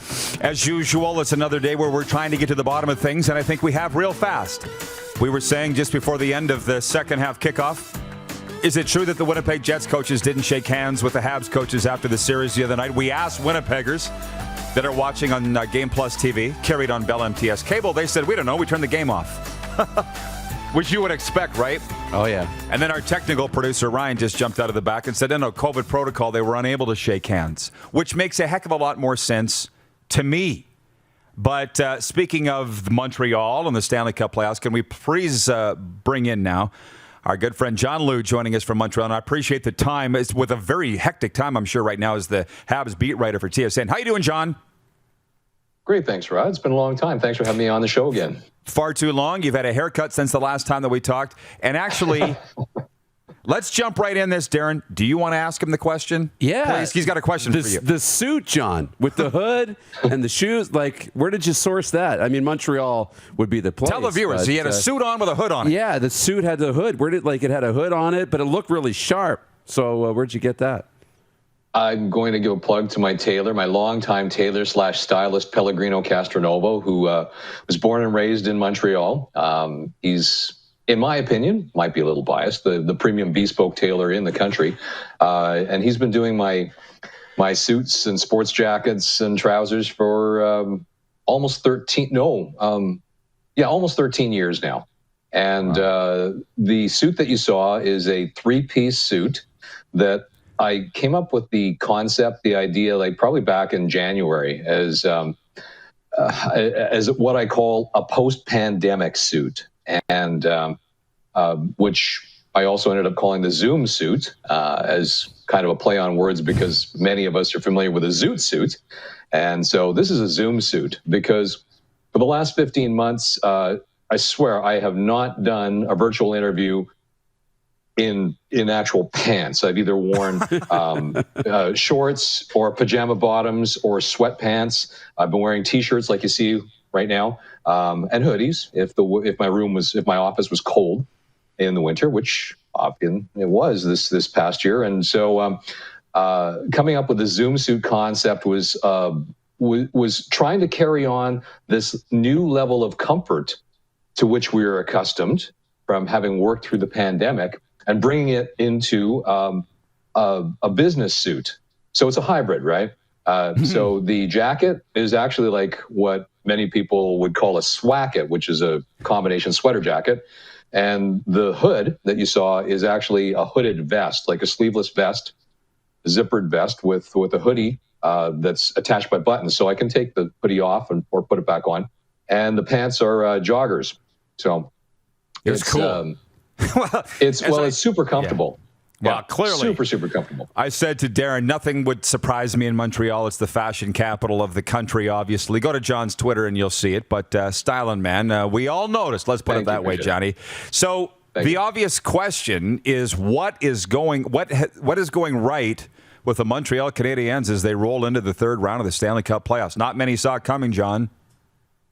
Yeah, well, you know what? If you wanted to point back to a moment before Game 5 where the they had a team meeting in Toronto, and Eric Stahl and Corey Perry and Shea Weber were three of the really experienced veterans who, well, certainly Perry and Stahl have won everything there is to win in hockey, and Shea Weber being an Olympian and also garnering the respect that he does as the captain and the purveyor of the culture within that Canadiens dressing room. The three of them basically stood up, and they didn't go into details about exactly what they said, but it was along the lines of the importance of cherishing and appreciating the opportunity that they had in the playoffs, because they don't come around all that often. That really resonated with players in that room, because we saw what happened the next day. They went out and played Game 5 and got themselves back into that Toronto series, winning 3 in a row, and then basically having almost no turnaround time, facing a very rested and fresh and healthy Winnipeg Jets team and dispatching them in 4 games. So there was certainly inspiration. There's been belief in that dressing room the entire season. We've heard that word belief so many times since training camp, when the Canadiens were preparing for a campaign in which Marc Bergevin had made significant changes to their roster in terms of additions that were comprising mainly winners, Stanley Cup winners. You're talking about Jake Allen and Joel Edmondson and the aforementioned Perry. He added Eric Stahl just before the trade deadline. Guys that know what it takes and that have been there. And so there's a level of experience and calmness and pedigree that's really been behind the Canadiens' strong belief in each other and themselves, and the chemistry too. Like, they went through a pretty significant bout of adversity at the middle of the season, having that COVID shutdown for a week and then having to play the final 25 games of their season in 44 days. So they really those moments really galvanized that group, and that's what you're seeing in that 7-game winning streak, where they've essentially been getting better. Their team play has been improving with each subsequent win. And so now they're going into this next round with heightened belief and confidence, and now they're just waiting to see who they're going to play. Well, they did make a coaching change in the middle of that. And one guy that I forgot to mention that too. Yeah. No, but that's the big one. And I want to ask you about Dominic Ducharme, because I don't know much about the guy. Eastern guy. I know he's got the Hockey Canada pedigree. I know everything about that and what he's done, great things in junior. But I'm a Patrick Waugh guy, so I was kind of hoping it would all blow up and then bring in Patty and take over the whole thing. That's not happening now. Like, it just seems like they must love Dominic Ducharme, because they're playing for him. They're playing for each other. He's got to have a big factor in this. Well, the players, right from the beginning, they respected Dominic Ducharme, because he's been on the Canadiens bench since last season. He was an assistant coach, and of course he was promoted when the team dismissed Claude Julien. But the thing is that at the point of the season, late February, where Ducharme did come in, this season was so unusual, so unique, that any team will tell you that coaching staffs have had a really difficult time, because they've had almost no opportunities to dedicate serious, full practice time to their teams. There's been a lot of team meetings, a lot of video breakdown, but good old-fashioned hard work type practices, work sessions have been scarce. And so for Ducharme, who really had a pretty clear idea of the type of style he wanted this team to play, having to implement his system in bits and pieces, there was only so much he could throw at the players in a short time frame, and he did throw a lot at them. There was an adjustment period that was really going on all season, that was complicated by the aforementioned bouts of adversity and obstacles that they encountered between the time that Ducharme took over and the conclusion of the regular season. And you look at the record, the Canadiens stumbled into the playoffs. And a lot of fans and some media were criticizing him heavily for his personnel choices, that it took him as long as he did to some of it was cap issues with Cole Caulfield that delayed his ability to play his first NHL game. But then you get into the playoffs, and Caulfield didn't start the playoffs against Toronto, and a lot of people were criticizing Ducharme about that. They criticized him for not starting Jesperi Kotkaniemi in the Toronto series until the second game when Jake Evans got injured. They criticized him for not starting Alexander Romanov at the start of the playoffs. They criticized him for sticking with Eric Staal because his performance after he was acquired prior to the trade deadline was not up to snuff for what people believed he was capable of achieving. And so, a lot of what's happened in these first two rounds has vindicated Dominic Ducharme. It's validated what he has done and what he was doing, the decisions that he made. And so at this point, if people were wondering, is that interim tag going to be removed or will he not be retained as the head coach? I think he's answering those questions for himself with the way that his team has responded and what they've been able to do. So, I mean, if the decision had to be made at this point, I believe that Marc Bergevin would remove the interim tag and make Dominic Ducharme full-time head coach. But you make a good point, though, John. They got a ways to go. They're only halfway to the Stanley Cup, and it just jarred in my memory. I remember Game 6 of the Stanley Cup Final when the Blues were playing the Bruins, and in the arena, whatever they call it now, it's been the Savas Center, Kiel Center, they said, and your interim head coach of the St. Louis Blues, Craig Berube. And I'm like, oh, come on. He's got him to Game 6 of the Stanley Cup. You can take interim off. There's still a way for Ducharme to go, but I just couldn't see them not signing him now. I don't think they want to do it just for the reason that it might be a little bit of well, they'll wait till the season's over. Not a distraction, but but in this market, and I mean, it's different in St. Louis as opposed to Montreal. And if they were to make that decision right now, I don't want to say that it would become a distraction, but it would certainly become a debating point, a hotly debated talking point. And as much as I say that I believe that Ducharme's body of work in the playoffs has probably secured him the opportunity to be the full-time head coach, there's still going to be people that will dispute that, think that, wow, there's still things that sit wrong with them. And it just, the Canadiens are very sensitive to what is being said and written and debated in the markets. They may not respond to it, but they're very sensitive to it and they take note of it, right? And I don't think there's a rush at this point, honestly, Rod. And so I believe that they'll wait until the season's over. They'll see how far this team goes, and they'll make their announcement. They may not do it right away, but I just think that it'd be hard to dismiss Ducharme because that's what they'd have to do. You can't just send the guy back to be an assistant coach or put him in Laval to be the head coach. It's like thanks for what you did, and good luck in the future, right? I guess. I don't expect they'll sign him now during this run, but I just think what he's done should have cinched him when this is over to remain the head coach of the Montreal Canadiens. I didn't word it properly. John, just a couple minutes left. What do you think about CN Tower adorning itself in red, white, and blue for the Montreal Canadiens? Do you have an opinion? I was really quite surprised by the gesture, which I thought was really classy.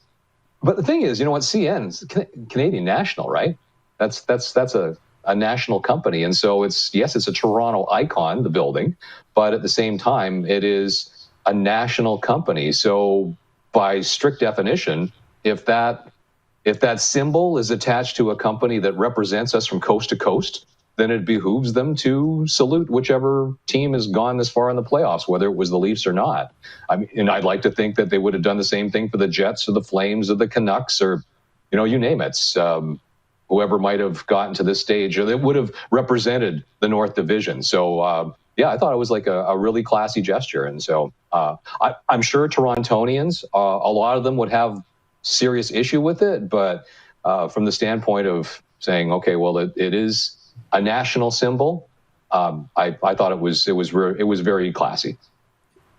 Me too, but like you, surprised. And just in 60 seconds, I was on a show in Kentucky last night, and they asked me, what did the 2,500 fans in the Bell Center bring to the Habs on the ice? And I thought, well, I'm going to be talking to John Liu tomorrow. Maybe he'd be better to ask about that. Sure seems exciting in there.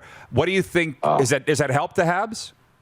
Oh, unquestionably, Rod. And I'll just go back to Game 6 of the opening round. That is a game that I will never forget. Like 2,500 fans. I mean, I'm used to 21 plus and just the deafening noise, depending on what the team is doing at any point in the playoffs. But 2,500 people, the energy and the volume and the awareness that they brought to every moment. It was like they had all this pent up energy stored up during the pandemic that they released. It was like this incredible catharsis through from the pregame warm-up until the post-game when Jesperi Kotkaniemi came out on the ice to salute them and for them to applaud back after he was selected first star. It was incredible. And Brendan Gallagher, talking today, said that he acknowledged that those crowds definitely make a difference to the team. They're small, awesome. but they're very vocal. Fantastic stuff. I'm getting shivers thinking about that. John, always a pleasure, my man. Great to see you. Keep up the great work. We're watching every day. Thanks for this. Thank you. Appreciate it, guys. TSN's John Liu joining us from La Belle Province. I'm sure you got some thoughts on all that. So, well, it just reminded me of that Eskimo game with the storm, the power outage, and most people left, but the few that stayed just jammed the front rows, and it was just as loud or louder as before. So we'll be right back. Got a sports update on the way. A face-off that's going to be fun, which we've kind of been facing off on it all day, but we'll do it officially later on. We're watching the RP Show on Game Plus TV Network, YouTube and Facebook Live, and 24-hour sports radio for Suds Full Service Car Wash at rodpeterson.com. Head to youtube.com/The Rod Peterson Show now. You gotta subscribe. Click the subscribe button for all the content you may have missed.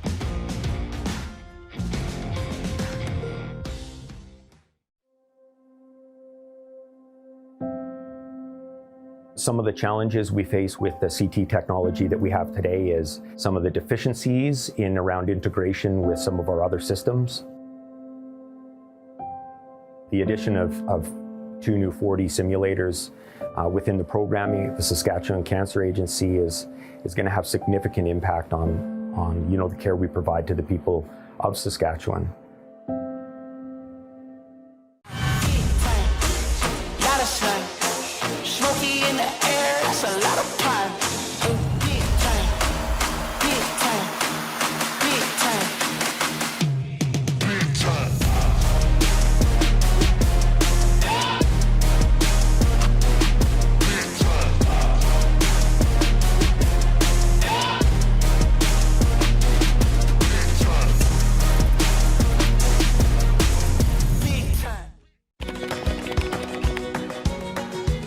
Direct West provides us with stats and analytics, and it's amazing for us to look and see that, each year we're 10 to 20% higher on our Google leads. It's great to see the success that our locations are having.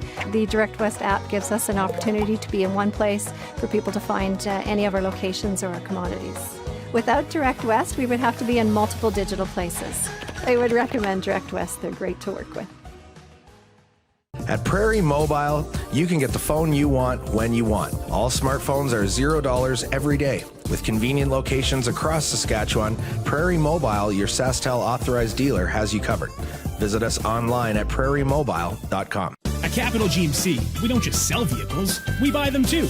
You know how we always have such a big inventory with an amazing selection? That's because we buy all makes, all models, and all years. We're going to give you the best price every time. And you don't even have to buy from us. All you have to do is visit us online or in-store, answer a few questions about your vehicle, and we'll get you a great offer. We'll even cut you a check on the same day. So save yourself the hassles of selling privately and sell it to us. Because at Capital GMC, we'll buy it. We started Suds Car Wash in 2003. There's a bit of us in every part of the business. I've been working here since I was about 10 years old. Hard to believe it's been 12 years since. Our parents always taught us about the importance of quality of work and friendly service. And here at Suds Car Wash, we're a family-run business, so it's really important that our customers feel like family. From all of us at Suds Car Wash, we make your car shine. Bronco Plumbing and Heating, proudly serving Regina and surrounding areas since 1978.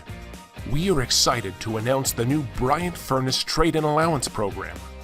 If you have a working Bryant furnace, 15 years old or less, you may be eligible to receive a new furnace at a discounted rate. If you'd like to take advantage of the Bryant Trade-in Program, or to hear how we can help improve your home, give us a call today at 306-781-2090.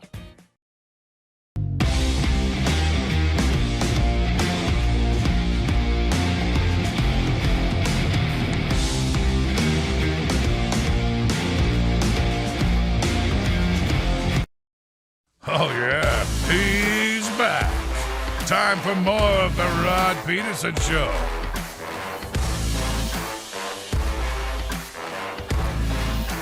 All right, welcome back to the RP Show.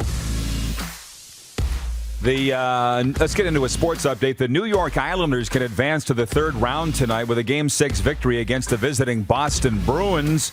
New York would reach the NHL's Final Four for the second straight season if it gets past Boston. The NHL fined Bruins coach Bruce Cassidy $25,000 U.S. yesterday for his criticism of the officials after a Game 5 loss. The Phoenix Suns are looking to go up 2-0 tonight on 2021 Most Valuable Player Nikola Jokic and the Denver Nuggets in their second-round playoff series. Veteran Chris Paul helped lead the Suns as they rallied for a 122-105 win in Game 1. It's the lone game on the NBA schedule. Jokic was named this year's MVP last night by receiving 91 of 100 first-place votes. Rookie pitcher Alek Manoah is looking for a bounce-back outing tonight as the Blue Jays face the White Sox in Chicago. Manoah was dominant in his major league debut against the Yankees in late May, but got rocked in his encore against the Miami Marlins last time out. Last night, the Jays fell 6-1 in the series opener to the White Sox.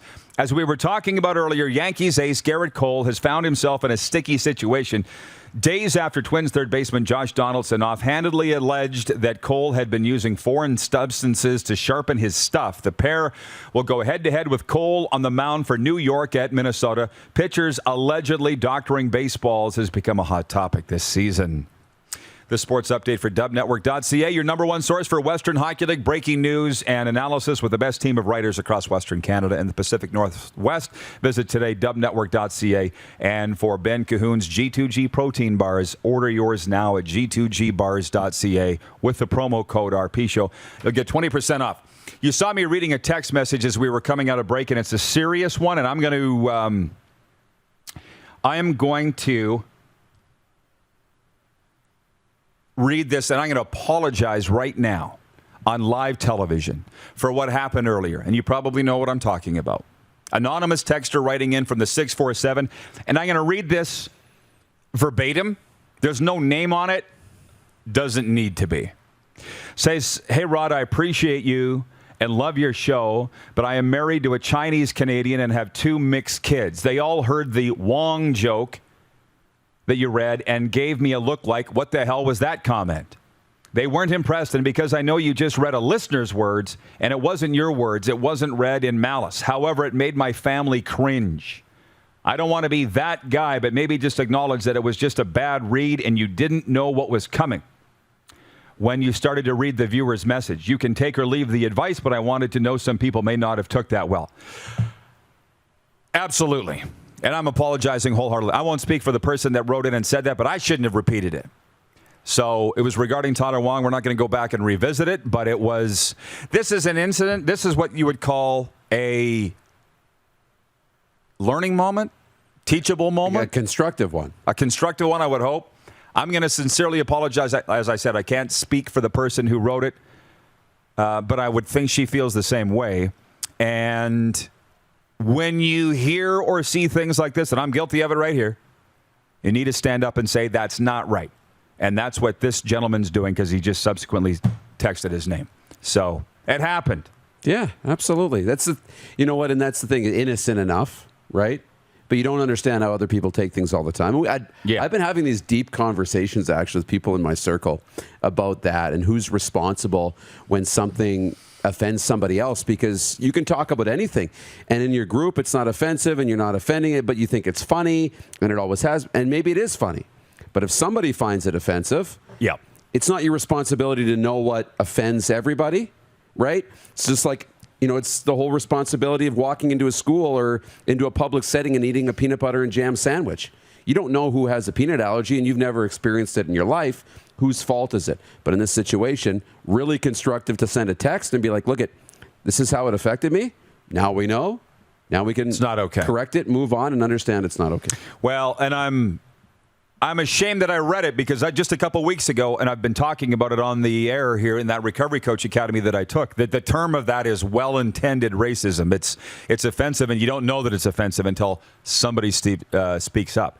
That's the term for it. This is textbook on how these situations should be handled, right? It's textbook. Nobody's canceling anybody. Nobody's, getting mad. It's letting you know this bothers you. You know me. Yeah. And now we understand. From Chris Bird in Toronto. He says, we need more humility like this. Well, I read that text and I'm like, am I going to put this on the air? Well, why not? There's the opportunity to do it.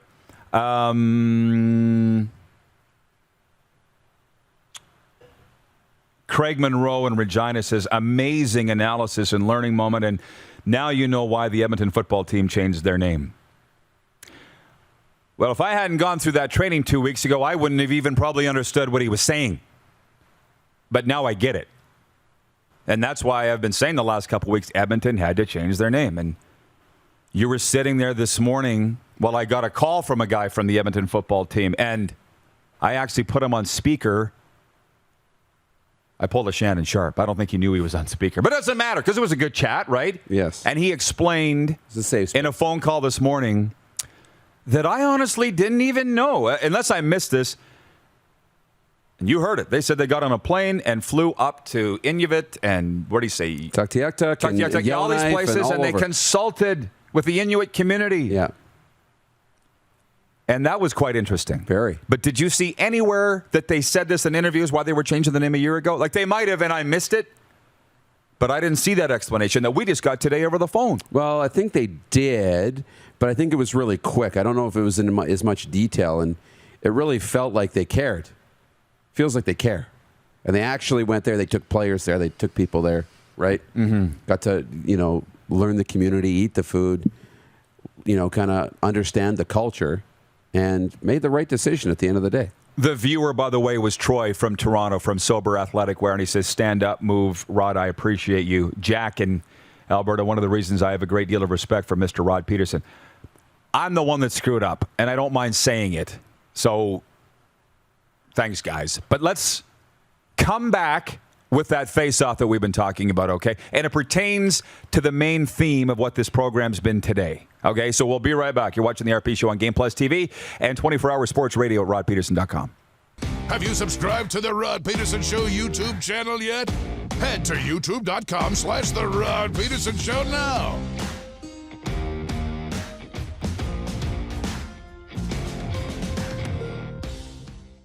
Nestled in the scenic Qu'Appelle Valley, just 20 minutes northwest of Regina, is one of the finest golf courses in all of Saskatchewan, the Deer Valley Golf Club.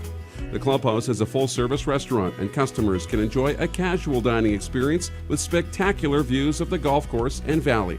A fully stocked golf shop, staffed by PGA of Canada professionals, is equipped to meet all of your golf apparel and equipment needs. Book your tee time, family event, or corporate tournament today at the Deer Valley Golf Club. Call 306-731-1445. In today's fast-paced world, we know you don't always have time to cook a nutritious meal. The Mad Greek in Moose Jaw's got you covered with delicious takeout and delivery specials, even for large groups or occasions. Authentic Greek cuisine, pizza, ribs, and more. There's something for everyone to enjoy. Offering licensed dining, delivery, and their takeout window is open to get your Greek to go. For more information and to view the online menu, visit themadgreekeatery.com. Capital is Regina's trusted Ford Lincoln dealership. Whether you're on the market for a new or pre-owned vehicle, we got you covered. And when it's time for service work, you can trust our factory-trained technicians who specialize in repairing any make or model. But don't take our word for it. Check out capitalfordlincoln.com to see how we roll and to learn about what other customers are saying about working with us. Your dealership experience should be fun, easy, and transparent. And that's what you get when you choose Capital Ford Lincoln, Regina's trusted Ford Lincoln dealership.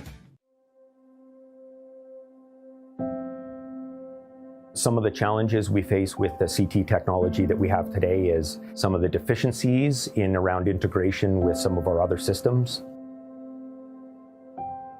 The addition of 2 new 4D simulators within the programming, the Saskatchewan Cancer Agency is going to have significant impact on the care we provide to the people of Saskatchewan. Bronco Plumbing and Heating, proudly serving Regina and surrounding areas since 1978. We are excited to announce the new Bryant Furnace Trade-in Allowance Program. If you have a working Bryant furnace, 15 years old or less, you may be eligible to receive a new furnace at a discounted rate. If you'd like to take advantage of the Bryant Trade-in Program, or to hear how we can help improve your home, give us a call today at 306-781-2090. We started Suds Car Wash in 2003. There's a bit of us in every part of the business. I've been working here since I was about 10 years old. Hard to believe it's been 12 years since. Working with my family has been great. My mom and dad have taught us the importance of hard work. I've been here since I was 10 years old, and my dad has taught me a lot about quality work. From all of us at Suds Car Wash, we make your car shine. Business owners and marketers. Okay, we know you think we're pretty cool. That's why we want you to share in the coolness factor. Partner with the Rod Pedersen Show and market your business every weekday to sports lovers just like yourself. Take advantage of our many cost-effective commercial and promotional opportunities. Tell the world about your business. Yes, the world. Thanks to Game Plus TV and the Rod Peterson Digital Network. Contact us today and find out how you can be a part of Canada's fastest growing sports talk show. The Rod Peterson. You got something to say? You want to add to the show? What are you waiting for? Don't just sit there. Say something. Now, back to the studio with Rod. And Moose DuPont and the entire crew, and it's what we call overtime here, and it's viewer takeover, and the Prairie Mobile text line is open, 306-840-8777. Prairie Mobile is your authorized SAS mobility dealer, and we do have that face-off coming up. I got to get the commercial reads out here for it. But before we do, Sean Cameron's watching, and this is funny. He's watching on YouTube, and he says, I love listening to the show. Thanks for speaking to the comment and moving forward in a good way. Wondering your thoughts on power rankings for the WHL East next season. Go Wheat Kings. Well, we put our heads together here for 30 seconds in the break, and I got the Regina Pats number one, of course. Who's been wearing this? It's stretched out. Alan? It's huge. Your head's getting smaller. Just got a haircut. It's the pink drink. Okay. God's team, the Regina Pats, obviously number one. Come on. He has a thought. I can't. I changed my mind. What? You're backing off? I joked. I'm backing off. I joked with Rod. I'm like, well, this is easy. Blades 1, Blades 2, Blades 3. Yeah. But I can't because that's such a Leafs. They haven't won anything. You can't have that. You can say whatever you want. You have to be humble. So I would, those two Manitoba teams are going to be good again, Winnipeg and Brandon. I really, really think Moose Jaw is going to be good. I think they're going to be really good. They might be PA is going to take a step back. PA will take a step back. Swift will take a little step forward. They're going to be towards, and then the Blades and Pats will be there too, kind of in that mix for the top tier. I got PA last. I'll take Winnipeg first, then probably Brandon. Don't tell Krim. Yeah. So the rest of the country is like, what? What are you guys talking about? I know. So answering your question, Sean, the Wheat Kings. Wait till we start. I got Wheaties second in the East, okay? Will we ever do O rankings? Ontario Hockey League? Yeah, we'd love to. We got to get into it. Kingston, number one. There you go. It's Dougie Gilmore's team, right? Yeah. That Frontenac? So the face-off, we've been doing it all day. The face-off is for the Mad Greek restaurant. Why does that look so crooked? Wrong way. It's like I'm looking in a mirror. That's a little better? A little better. The face-off is for the Mad Greek restaurant, the Ultimate Fan Zone. And the question is, what was our face-off question? Would you have a problem if a building in your city, an iconic city, honored your top rival? And we've been talking about it all day because it happened with the CN Tower and the Montreal Canadiens. They put their colors on. And when you relate it to your team in your town, if they put the colors of the team that you absolutely hate, your biggest rival, my God, it's wrong. It's wrong. It's wrong, I think, what CN Tower did. They don't clearly think so. No, they don't, and I'm conflicted. I think what the CN Tower did was absolutely right. Most times, your chief rival, I would say, is wrong. You should hate it. Yeah. But I think it's great for karma of Toronto. Like, it's good for them. Put aside this, cheer for them. It sucks, makes your stomach turn. Yeah. But it's going to give you some good karma. The hockey gods will pay you back. This is what they need in order to get over the hump. You watch. If Toronto can kind of get behind this a little bit, which they won't, so it's never going to fix anything. But if they could, they'll win a playoff series next year. You say it's okay that they did it, and I say that it's not okay that they did it. And that's the face-off today for the Ultimate Fan Zone, shipping Canada-wide. Get official team gear right to your door. Visit ultimatefanzone.ca today.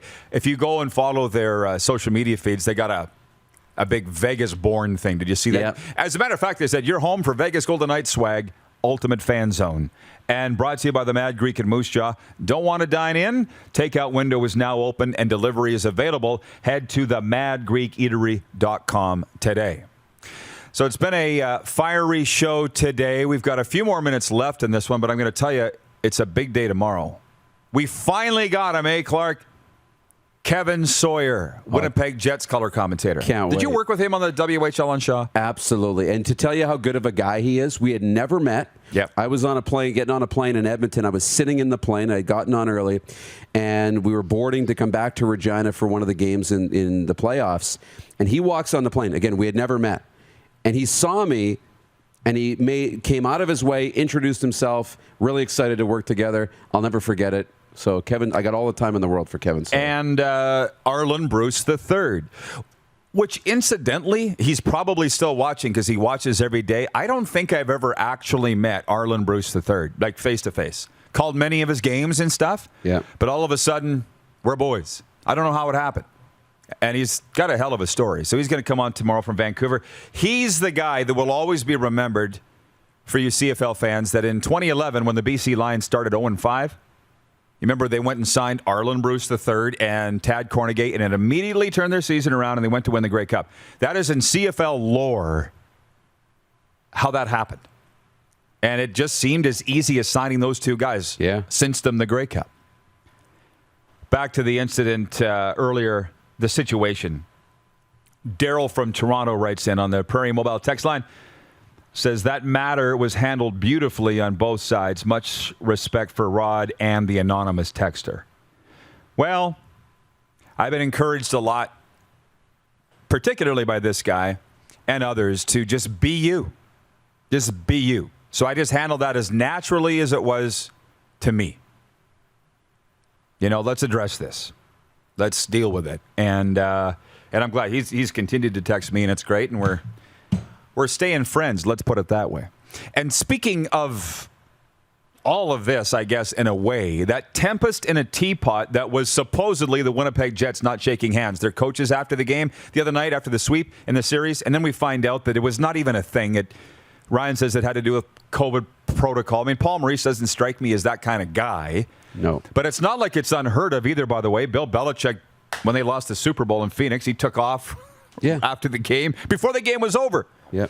And what I thought was, if the coaches didn't actually shake hands for the Winnipeg Jets, if that was true, which as it turned out it's not, but the hockey gods would get him.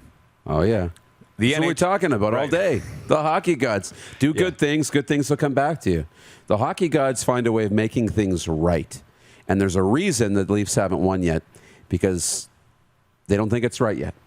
The hockey gods will make that happen. What did the Leafs do? I don't know what happened, but now what they're doing isn't working either. So you got to, it's that definition of insanity.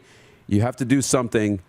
Get down on your knees, expose, all of your demons and all of the bad things, whatever, and then beg for forgiveness.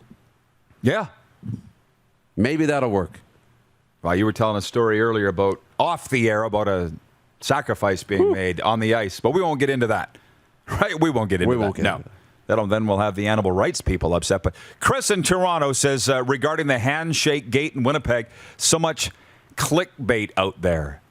And that's the thing, man. We got people sending us stuff all the time. Did you see this? Did you see that? And I'm like, I only go to my trusted sources, and that's it. Don't get in here.